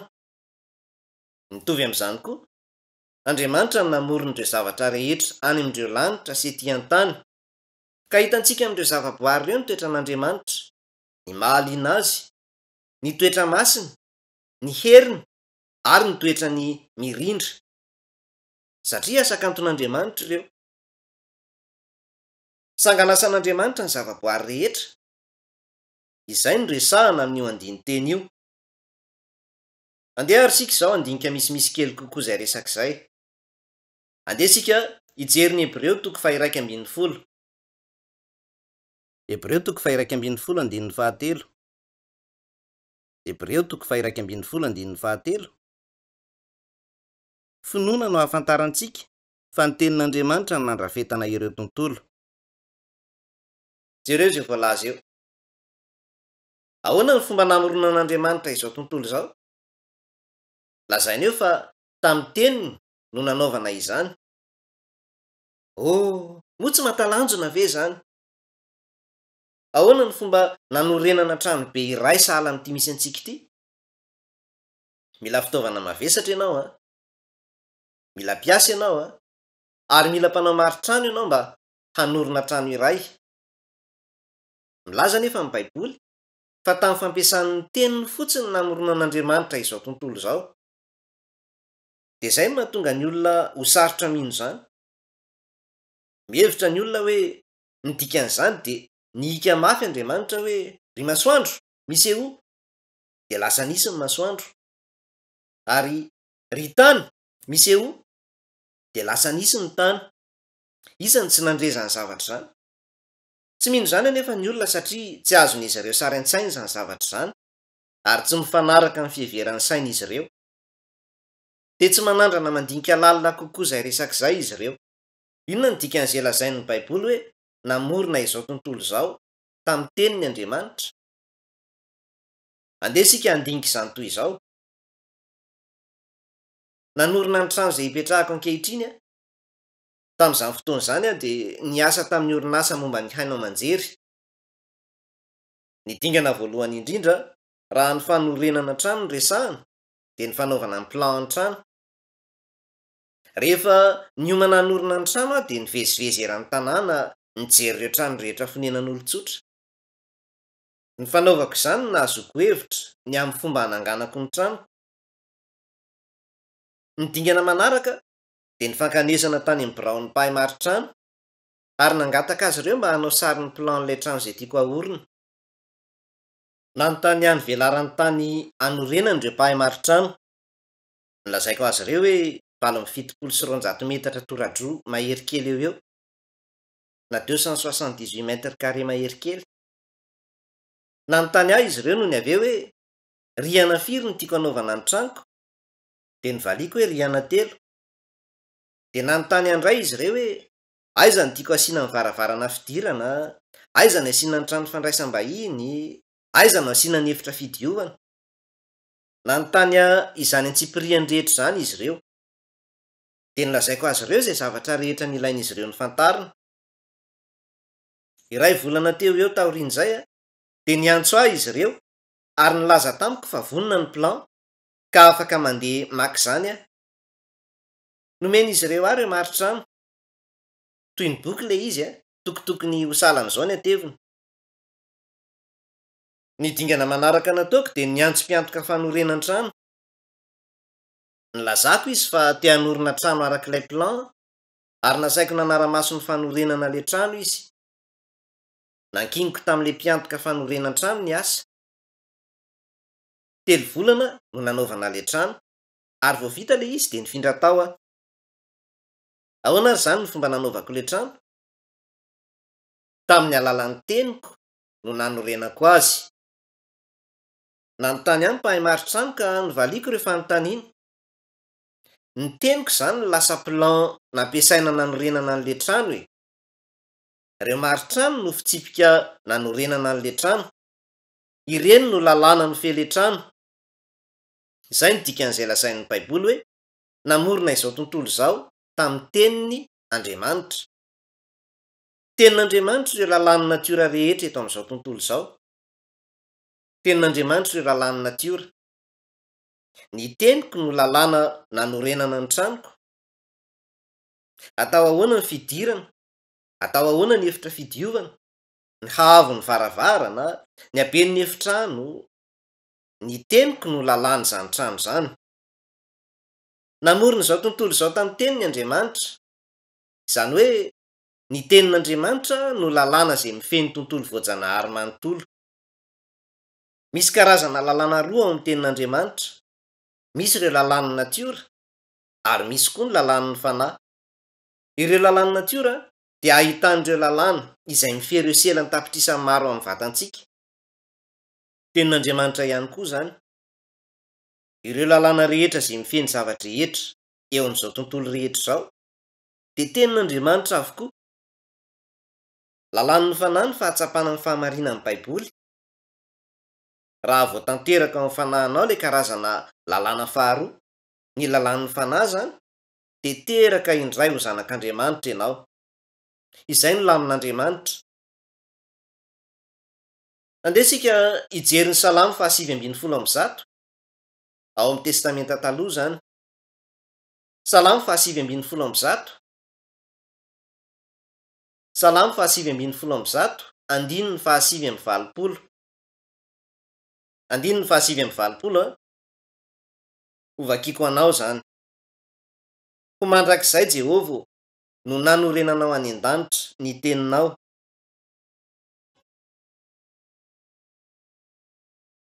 Moa tsy zavatra somary hafahafa ihany izany raha ambara sa tsy izany? Jereo ange io hoe nisy ny tenin'Andriamanitra ary ny tenin'Andriamanitra dia ny lamina nataony ho an'ny tantara manontolo. Izany dia ny lamina sy famolavolana nataon'Andriamanitra hizoran'ny tantara. Izany dia ny lalàn'Andriamanitra.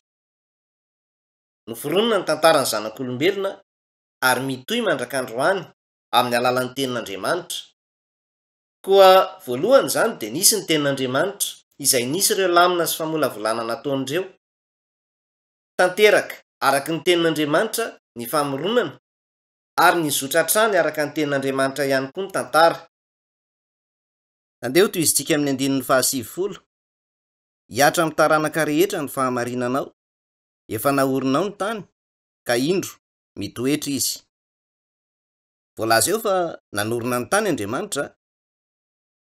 Manaraka ny 170. Avereno aoriako zao azafady. Mbola mitoy an'io zany, araka ireo baikonao entitra, fa mpanomponao avokoa izy rehetra. Jereo zay voalaza eto. Lazaina eto hoe ireo baiko. Lalàna ny baiko a.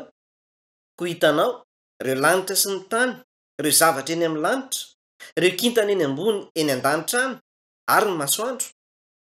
Ireo ny tondrona amin'ny hoe ireo zavatra eny amin'ny lanitra. De misy koa ny tany.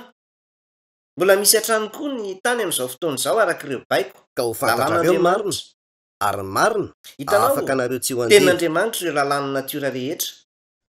Tahaka ny lalàna nanorenana ny tranoko hoe ny teniko ihany. Rehefa milaza ny Baiboly hoe nahary zao tontolo izao tamin'ny alalan'ny tenin'ny Andriamanitra, izany de midika fa namoaka lalàna izy.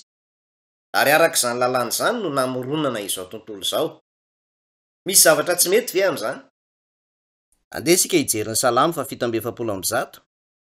Salamo 770. Ao amin'ny testamenta taloha zany. Salamo 770. Andiny ny 570. Salamo 770. Andiny ny 570. Mampandeha ny didiny ho amin'ny tany izy, mandeha aingana dia aingana ny teniny, manome lanezy tahaka ny volon'ondry izy, mampiely fanala tahaka ny lavenina izy, mandatsaka ny avandrany tahaka ny sombitsombin-javatra izy. Iza ny maharitra ny atsikany? Jereo zay lazainy eto. Ny teniny no didin'Andriamanitra, sa tsy zany? Rehefa mamoaka ny didiny hoe ety an-tany Andriamanitra, dia inona no mitranga eto an-tany? Mandeha aingana dia aingana ny teniny. Mahaliana be mihitsy zany fiteny zany e. Hoy izy hoe mandeha aingana dia aingana ny teniny. Inona ny dikany hoe mandeha aingana dia aingana ny teniny? Noho ny fandehan'ny teniny aingana dia aingana no mampirotsaka ny lanezy. Mirotsaka sahala ny volon'ondry ny lanezy. Inona ny dikan'izany? Moa ve zany tsy midika hoe tanterahan'ilay lalàna? Ahetsika ny lalàna. Lasa ririnina ny fararano. Milatsaka tsikelikely ny tsindrin'ny atmosfera. Mirotsaka avy amin'ny rahona ny orana ary mivaingana ho lasa lanezy zany. Zany ny tenin'Andriamanitra mandeha aingana dia aingana. Zany ny fihetsiky ny lalàn'Andriamanitra. Ary inona ny lazay manaraka eo? Mampiely fanala tahaka ny lavenina izy, mandatsaka ny avandrany tahaka ny sombitsombin-javatra izy. Iza ny maharitra ny atsikany? Hetsika ireo lalàna ny natiora daholo zany rehetra zany. Izay ilay tenin'Andriamanitra mihazakazaka aingana dia aingana. Ny 170 zao. Mamoaka ny teniny izy ka mampiempo ireny, mampifofofo ny rivony izy, dia mandrika ny rano. Noho ny fihazakazaky ny teniny aingana dia aingana no mampirotsaka ny lanezy. Rotsaka sahala ny volon'ondry ny lanezy. Inona ny dikan'izany? Moa ve zany tsy midika hoe tanterahana ilay lalàna? Ahetsika ny lalàna. Ahetsika ny lalàna. Lasa ririnina ny fararano. Milatsaka tsikelikely ny tsindrin'ny atmosfera. Mirotsaka avy amin'ny rahona ny orana. Ary mivaingana ho lasa lanezy zany. Izany no tenin'Andriamanitra mihazakazaka aingana dia aingana. Izany no fihetsiky ny lalàn'Andriamanitra. Ary inona ny lazaina manaraka eo? Mampiely fanala tahaka ny lavenina izy, mandatsaka ny avandrany tahaka ny sombitsombin-javatra izy. Iza ny maharitra ny atsikany? Hetsika ireo lalàna natiora daholo zany rehetra zany. Izay ilay tenin'Andriamanitra mihazakazaka aingana dia aingana. Ny 170 zao. Mamoaka ny teniny izy ka mampiempo ireny. Mampifofofo ny rivony izy dia mandrika ireo rano. mamoaka ny teniny izy de mitsonika ny ranomandry. Ahoana ny fomba fitsonika izany? Fangamo tsy dimbiasa ny lohataona ny ririnina. Izany no mitranga mandritry ny fiodinan'ny tany manodidina ny masoandro. Miodina ny tezam-piodina ny tany rehefa miodina manodidina ny masoandro. Amin'izany fizotran'izany dia lasa ny ririnina ary tonga kosa ny lohataona. Noho ny fiakatry ny maripana amin'izany moa dia mitsonika ny ranomandry rehetra ary mitsonika koa ireo sakeridrano eny an-tendrombohitra.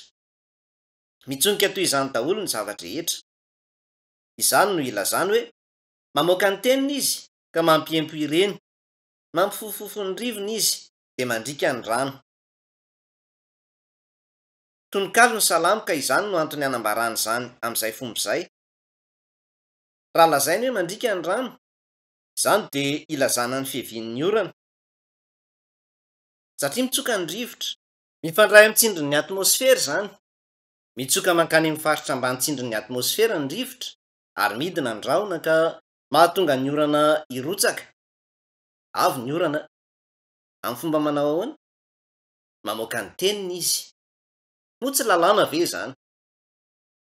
Zava-dehibe ny fahazoana hoe ny namoronan'Andriamanitra izao tontolo izao tamin'ny alalan'ny teniny no ny andohan'ny siansa fototra indrindra. Andriamanitra ny andohan'ny siansa rehetra. Andriamanitra no nanao ireo lalàn'ny natiora rehetra eto amin'izao tontolo izao. Izany dia ny tenin'Andriamanitra. Tamin'ny alalan'ny teniny, tamin'ny alalan'ireo lalàn'ny natiora no namoronan'Andriamanitra ny zavatra rehetra eto amin'izao tontolo izao. Izy ary Andriamanitra.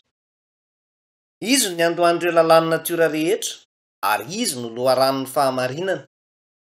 Sahiko ny milaza aminareo hoe tsy mahazo aina mihitsy aho noho ny fahafantarana, fa marobe ireo olona izay tsy mahafantatra an'Andriamanitra. Misy olona sasany mandeha eny an-dalana eny ary raha vao mahita vata fahafahendrika dia manomboka mivavaka amin'izany.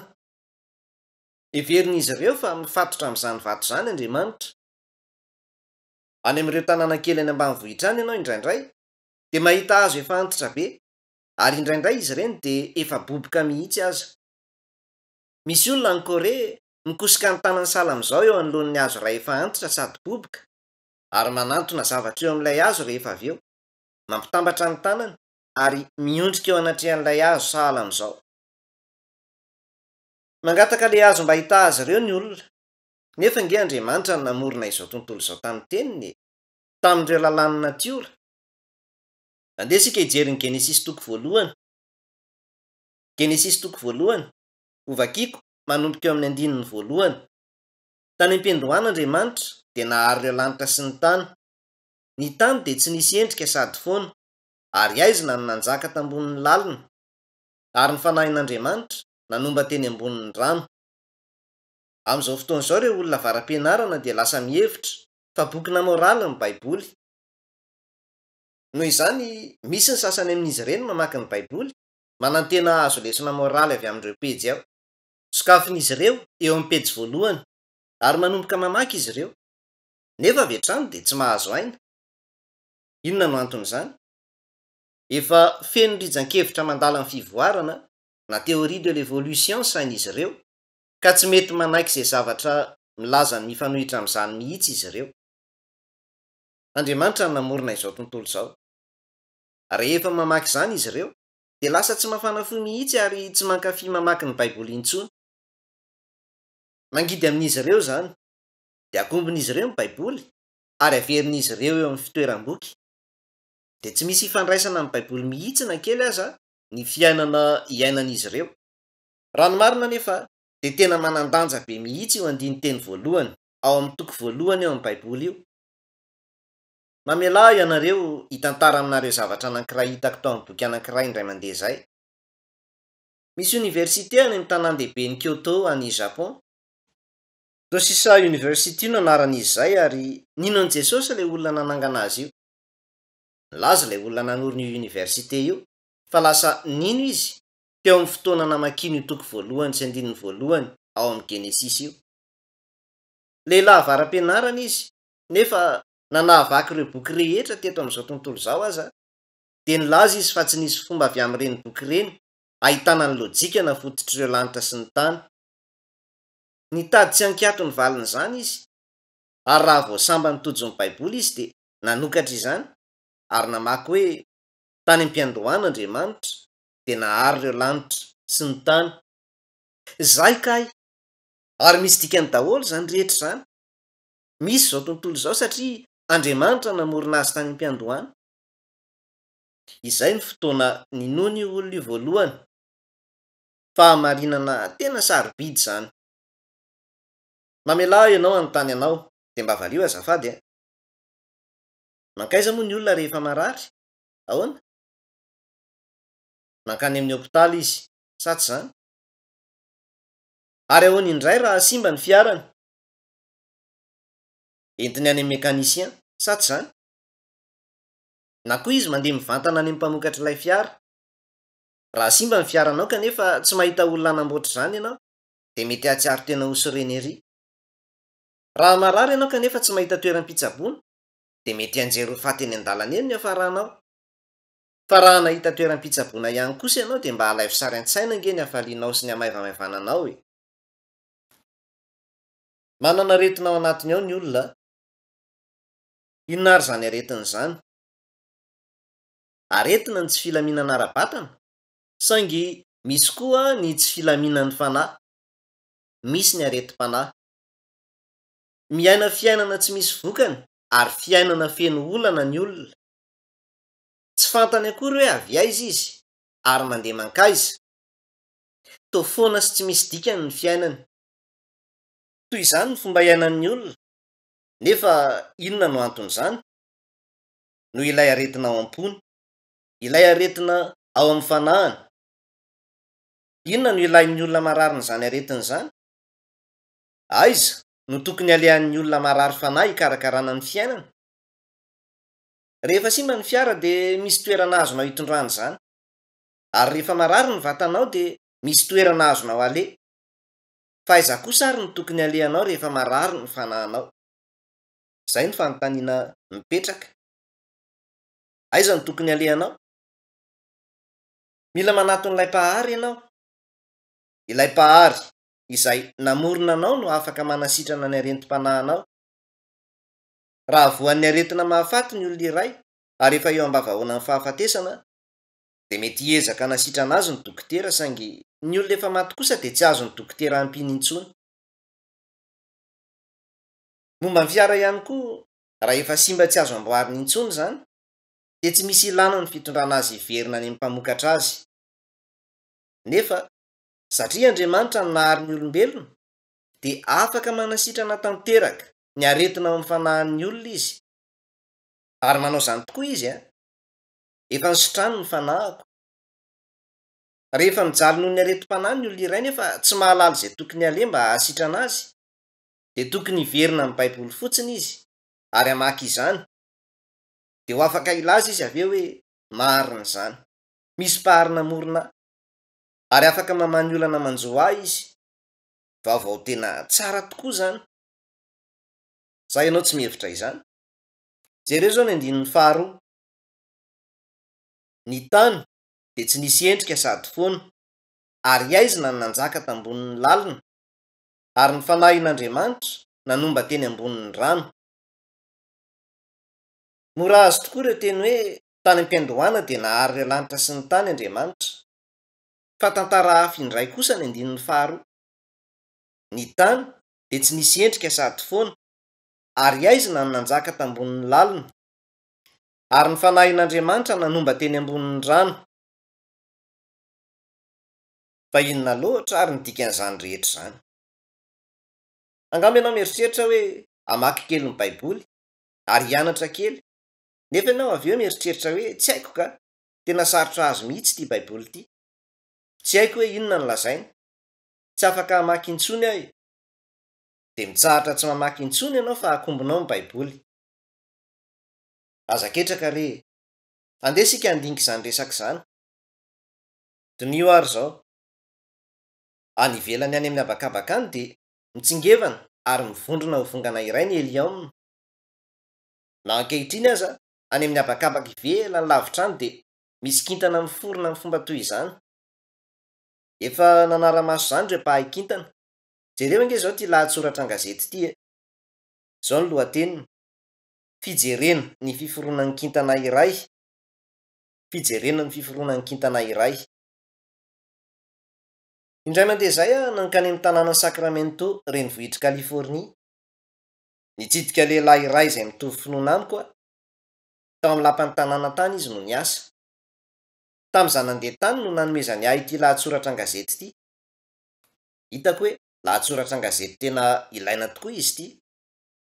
Na ankehitriny aza dia mbola misy kintana ny forona. Miaroaro aloha voalohany indrindra ireo entona, ary avy eo zany dia miamivaingana tsikelikely. Toy izany ny fomba hiforonan'ny kintana. Tamin'ny taondasa nankany San Francisco, misy parka any eo anilan'ny Golden Gate Bridge, ary eo amin'io parka io dia misy trano fijerena sinema. Ao no andefasana filma momba ireo zava-mahatalanjona eny amin'izao tontolo rehetra izao. Dia misy zavatra toy izany asehonao ao. Ahoana moa ny andohan'ny fiforonan'ny masoandro sy ireo planeta manodidina azy? Niaroaro ireo entona, ary rehefa nivoatra izany bolongany entona izany, dia niforona ireo planeta. Niforona i Jupiter ary niforona koa ny tany. Toy izany ny fomba niforonan'ny planeta rehetra. Rehefa nitoy nivoatra hatrany ireo bolongany entona, dia niforona ireo planeta ireo ary nisintaka avy amin'izany. Entona fotsiny daholo aloha izany tamin'ny voalohany a. Aseho ao amin'ilay filma daholo izany rehetra izany. Ny masoandro izany dia bolongany entona, ary rehefa nivoatra izany dia lasa nisy koa ny tany. Andeha ary isika izao hijery ny tany. Bolongany entona ihany koa no nanombohan'ny tany a. Bolongany entona helium. Niangona izany entona izany a, ary nitselatra vokatry ny tsindry anatiny tao. Nitselatra ilay izy ary nanomboka nirehitra. Rehefa nirehitra teo foana ilay izy dia niova tsikelikely ho rihitr'afo. Sahala amin'ireny paty fanaovana mofo ireny ny hamafin'izany rihitr'afo izany. Nitselatra ny entona ary niova ho tsiranoka. Avy eo nisosona ivelan'ilay afo dia niamaty. Namono tena ilay afo ivelany, fa ny tsindry anatiny kosa dia midika hoe nitoy tao anatin'ny ivony tao ihany ny hafanana. Izany no antony iretan'ny tany na ankehitriny aza ao anivon'ny lalina ao. Nahoana ny marobe ny horohorontany ankehitriny? Fantatrao ve ny antony no hahamaro ny horohorontany? Misy ifandraisana amin'izay hafanana izay izany, ilay hafanana be eto. Mahery vaika tokoa izany hafanana izany ka misy fiantraikany amin'ireo plaky tektonika, ary mahatonga azy ireo hisondrotra na hilentika. Toy izany ny herin'ilay hafanana, ary matetika izany hafanana izany no mampitsonika ny velaran'ny tany ka mipoaka avy any. Mampitsonika ny zavatra rehetra amin'ny lalany avy eo ambanin'ny tany eo koa izany. Mitambolombolona avy any ny rihitr'afo ka mampitsonika ireo vato ambanin'ny tany. Mampitsonika tsikelikely ireo vato izany ary mipoaka ety ivelan'ny velaran'ny tany avy eo. Rehefa nanontanian'ireo mpianany ny ho famantarana amin'ny fiafaran'izao tontolo izao Jesosy, dia nilaza hoe hisy horohorontany maro. Hitantsika amin'ny filazantsarany Matteo 4:20 izany. Nilaza izy fa ho maro ny horohorontany, ary izany no famantarana fa manatona ny farany izao tontolo izao. Amin'izao fotoana izao isan-taona dia marobe tokoa ireo olona maty vokatry ny horohorontany, ary mihamaro ihany koa ny horohorontany arakaraka ny androson'ny taona. Inona no anton'izany? Midika izany fa manatona ny faran'ny fisiany ny tany. Lazaina ao amin'ny Baiboly izany. Tsy zavatra noforoporoniko akory izany. Tsy ampy ilazako anao ny zavatra rehetra ny fotoana, fa rehefa tonga any an-trano ianao azafady dia mba vakio ny Isaia 4:20. Mba vakio azafady ny Isaia 4:20. Ambara mazava tsara aho fa indray andro any ny tany dia ho vaky ary ho tonga amin'ny farany. Noho izany, raha miverina mijery eto isika ny hafanana be mivaivay ao anatin'ny tany, fony mbola nitsiranoka ny tany, vokatry ilay hafanana anaty mivaivay dia nangotrakotraka izany teto. Nangotrakotraka daholo ny velarana rehetra. Nangotrakotraka sala amin'ireny ron-dasopy mangotraka ao anaty vilany ireny. Izay ihany anefa ve no momba izany? Nisy lavaka ny sokatra izao dia tsy teroa, ka nisy entona mahamay nitosaka avy amin'izany lavaka izany. Sa tsy izany? Ny forona, ireo ranobe eny amin'ireo ranomasimbe eto amin'izao tontolo izao, rehefa nampitosaka ireo entona hoe ety amin'ny velaran-tany ny hafanana anatin'ny tany, nirotsaka ho rano tetỳ amin'ny velaran'ny tany ireny entony ireny ka nivondrona ho ranomasimbe. Toy izay ny fisehoan'izany. Inona ny dikan'izany? Avereny izao azafady. Ny tany dia tsy nisy endrika sady foana. Izay no resahina amin'izany. Tsy nisy endrika ny tany tamin'izany fotoana izany. Raha milaza izy hoe foana, izany dia ilazany ny tsy fisian'ny zava-manan'aina teto an-tany tamin'izany fotoana izany. Lazaina eo avy eo fa aizina ny tambonin'ny lalina. Nahoana ary no aizina? Ny masoandro teny lavitra teny, nefa ireo ranobe lasa ranomasimbe koa ka nanarona ny tany toy ireny sosin-drahona mateviny ireny. Teo ireo rano saingy niendrika eton-drano ary nitambatra ho sosin-drahona mandrakotra ny velaran'ny tany, ka tao anaty aizina izany ny tany noho izany. Milaza ny Baiboly fa aizina no tambonin'ny lalina. Andeha isika hiverina amin'ny andiny teny iray hafa ao amin'ny Baiboly. Joba 7:30. Eo alohan'ny salamy mihitsy ny bokin'ny Joba. Joba 7:30. Joba 7:30. Hovakiako anao izany. Na iza ny nanao ireo varavarana misakana ny ranomasina raha nibosesika ary nivoaka avy tany am-bohika izy? Raha nanao ny rahona fitafiana ary ny aisim-pito ho fonony. Jereo izay voalaza eto. Lazainy fa ny ranomasina dia nitosaka ary nivoaka avy any am-bohika. Tahaka ny zazakely mivoaka avy eo am-bohikiny ireny, ny ranomasina ihany koa dia nivoaka avy eo am-bohika, izay antsointsika hoe tany. Lazainy eo amin'ny andinin'ny 9 avy eo hoe raha nanao ny rahona fitafiana. Jereo ary eto hoe nodidin'ny rahona tanteraka ny tany. Ireo rahona ny fitafiana. Jereo izao izay lazay manaraka eo. Voalaza eo hoe ary ny aisim-pito ho fonony. ireny lambanjaza aminosana azy raha voateraka ireny ny tiakambarany hoe fonony eto. Lambanjaza ny intsony ireny fonony ireny. Ny tany dia sary ny aizina tanteraka, sahala amin'ny zazakely voateraka fonosina lambanjaza. Ny tany fony izy vao nivolavolaina ny resahana eo. 503 taona lasa izay no nanoratana azy io. Tamin'ny alalan'ny lalàn'ny natiora avokoa no nampisy izany. Araka ny lalàn'ny natiora avokoa no nisehoany izany. Mazava fa no Andriamanitra nahary izao tontolo izao no nahatonga ny zavatra rehetra ho tanteraka araka ireo lalàn'ny famoronana. Andeha isika hiverina amin'ny Genesis 1. 1:2. Ny tany dia tsy nisy endrika sady foana, ary aizina ny nanjaka tambonin'ny lalina, ary ny fanahin'Andriamanitra nanomba teny ambonin'ny rano. Jereo izay lazainy eto. Aseo amintsika mazava tsara fa araka ny lalàn'ny natiora no namoronan'Andriamanitra izao tontolo izao. Tsy hoe naminaviana fahatany fotsiny izy isaky ny zavatra nataony, ary tsy hoe nilalao fotsiny akory izy. Manambara amintsika io andininy io fa nanana lamina sy tanjona tena mazava tokoa izy raha nahary ty tany ity. Amin'izay lafin'izay, inona ary ny tanjon'Andriamanitra tamin'ny namoronany ireo lanitra sy ny tany? Aoka isika andinika izany. Inona ny tanjon'Andriamanitra tamin'ny famoronana?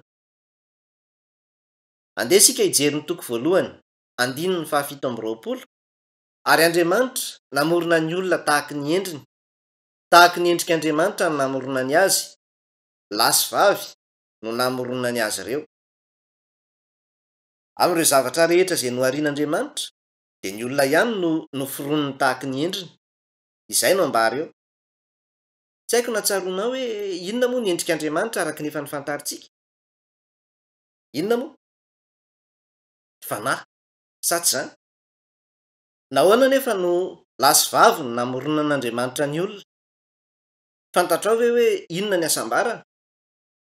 Ny asambarana de fitiavana.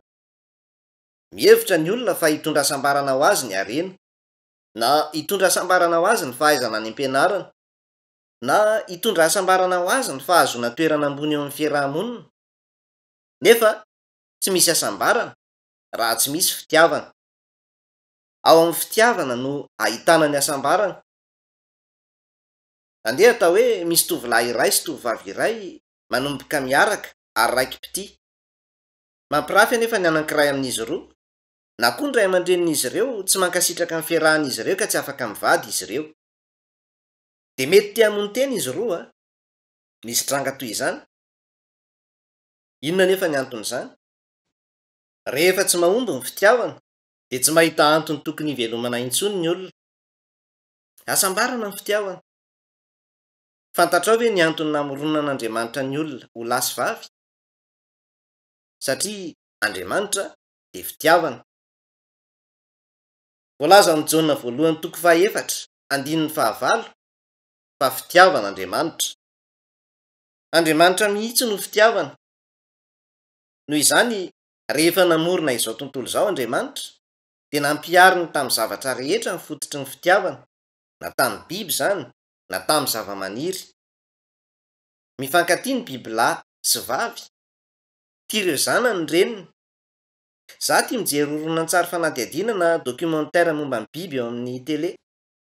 Hita amin'izy ireny mantsy ny vorona na biby hafa mitaiza ny zanany, ka rehefa mahita izany seho izany aho de hitako hoe endrika iray isehon'ny fon'Andriamanitra izany. Fitiavan'Andriamanitra, ka naoriny amin'ny fototry ny fitiavana ny tontolo voajanahary manontolo. Ko nahoana ary Andriamanitra no nahary ny olona ho lahy sy vavy? Izany de mba ahafahan'izy ireo miaina asambarana amin'ny alalan'ny fitiavana. Nefa nahoana Andriamanitra no namorona ny olombelona? Izany de mba hanaovany ho azy manokana namana ao amin'ny fitiavana. Namorona namana ho an'ny fitiavany Andriamanitra. Andeha isika hijery ny bokin'ny Apokalipsy 2:20. Apokalipsy 2:20. Ao amin'ny faran'ny Baiboly mihitsy no misy izany. Apokalipsy 2:20. Ary nahita lanitra vaovao sy tany vaovao aho, fa efa lasa ny lanitra voalohany sy ny tany voalohany, ary tsy nisy ranomasina intsony koa. Avy eo izaho, i Jaona, de nahita ny tanàna masina, de Jerosalema vaovao, nidina avy any an-danitra tamin'Andriamanitra, voahomana tahaka ny ampakarina efa miaingo hiaona ny vadiny. Jereo angeto hoe, ho aza avaiko aminao izay lazaina amin'izany, misy ity vanim-potoana fohy izay antsoina hoe ankehitriny ity, ary misy koa ny lasatr'izay sy ny ho avy mandrakizay. Samy mandrakizay ireo a. Ity ny tantaran'ny zanak'olombelona ankehitriny. Nisy tao amin'ny lasatr'izay Andriamanitra, ka nandrindra ny vanim-potoana ny tantara ankehitriny izy mba hampisy ny tontolon'ny fitiavana mandrakizay. Tontolo iray idealy mandrakizay, ilay lanitra mandrakizay. Inona ary izao fotoana ankehitriny ny tantaran'ny zanak'olombelona izao?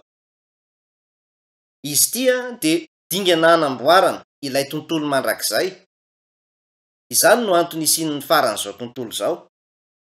Mandalo fotsiny ihany izao tontolo ankehitriny izao. Dingana lalovana fotsiny ihany amin'ny famoronana ilay tontolo tanteraka mandrakizay, ilay tontolo idealy mandrakizay izao. Ko inona ary izany tontolo mandrakizay izany? Ireo izay mahita ny fitiavan'Andriamanitra mandritry ny fizotran'izao tantara izao no afaka mankao amin'ilay tontolo mandrakizay. Rehefa teraka indray ianao de mahita ny fitiavan'Andriamanitra. Ny olona toy izany no mankao amin'ilay tontolo mandrakizay amin'ny mahazanak'Andriamanitra mandrakizay azy. Eo amin'ny dingana famoronana izany tontolo mandrakizay izany Andriamanitra. Miaina eto amin'izao tontolo izao ianao nefa milaza ny Baiboly hoe 70 taona no andro ny taonantsika, ary ratahin'ny matanjaka de 80 taona. Nefa ny fireharehan'izy ireo de fahasasarana sy zava-poana. Tsy mandrakizay izao tontolo izao a, ary tsy ilay tontolo izay tena iainan'ny olombelona ihany koa. Eto amin'izao tontolo izao sika mba hiomana amin'ny tontolo manaraka, tena marina tanteraka amin'ny baiboly e. Namorona izao tontolo izao tamin'ny alalan'ireo lalàny natiora Andriamanitra. Zava-dehibe ny fahafantarana hoe eo amin'ny dingana famoronana ilay tontolo idealy mandrakizay Andriamanitra. Aoka isika hivavaka. Ry tompo masino, misaotra anao zahay. Misaotra anao zahay noho ny nanomezanao izao fotoana izao enonay milamina ny teninao sarobidy avy any an-danitra, lavitra izao tontolo sahirana, mikorontana ary be tabataba izay iainana izao. Mivavaka izahay mba hitahinao ireo izay manondrika ny lohany eo anatrehanao amin'izao fotoana izao, mba tsy hanariana izy ireo fotsiny izao fanararaotana izao fa mba henoina izy ireo tsara kosa ny teninao, ahatsapana izy ireo ny fahamarinana ao amin'ny teninao, ary mba hiainana izy ireo ny fiainana rehefa avy ateraka indray. Mivavaka izahay mba hitarihanao anay hatramin'ny fiafaran'izao fandinihana amin'ny baiboly izao. Mivavaka amin'ny anaran'i Jesosy zahay. Amen.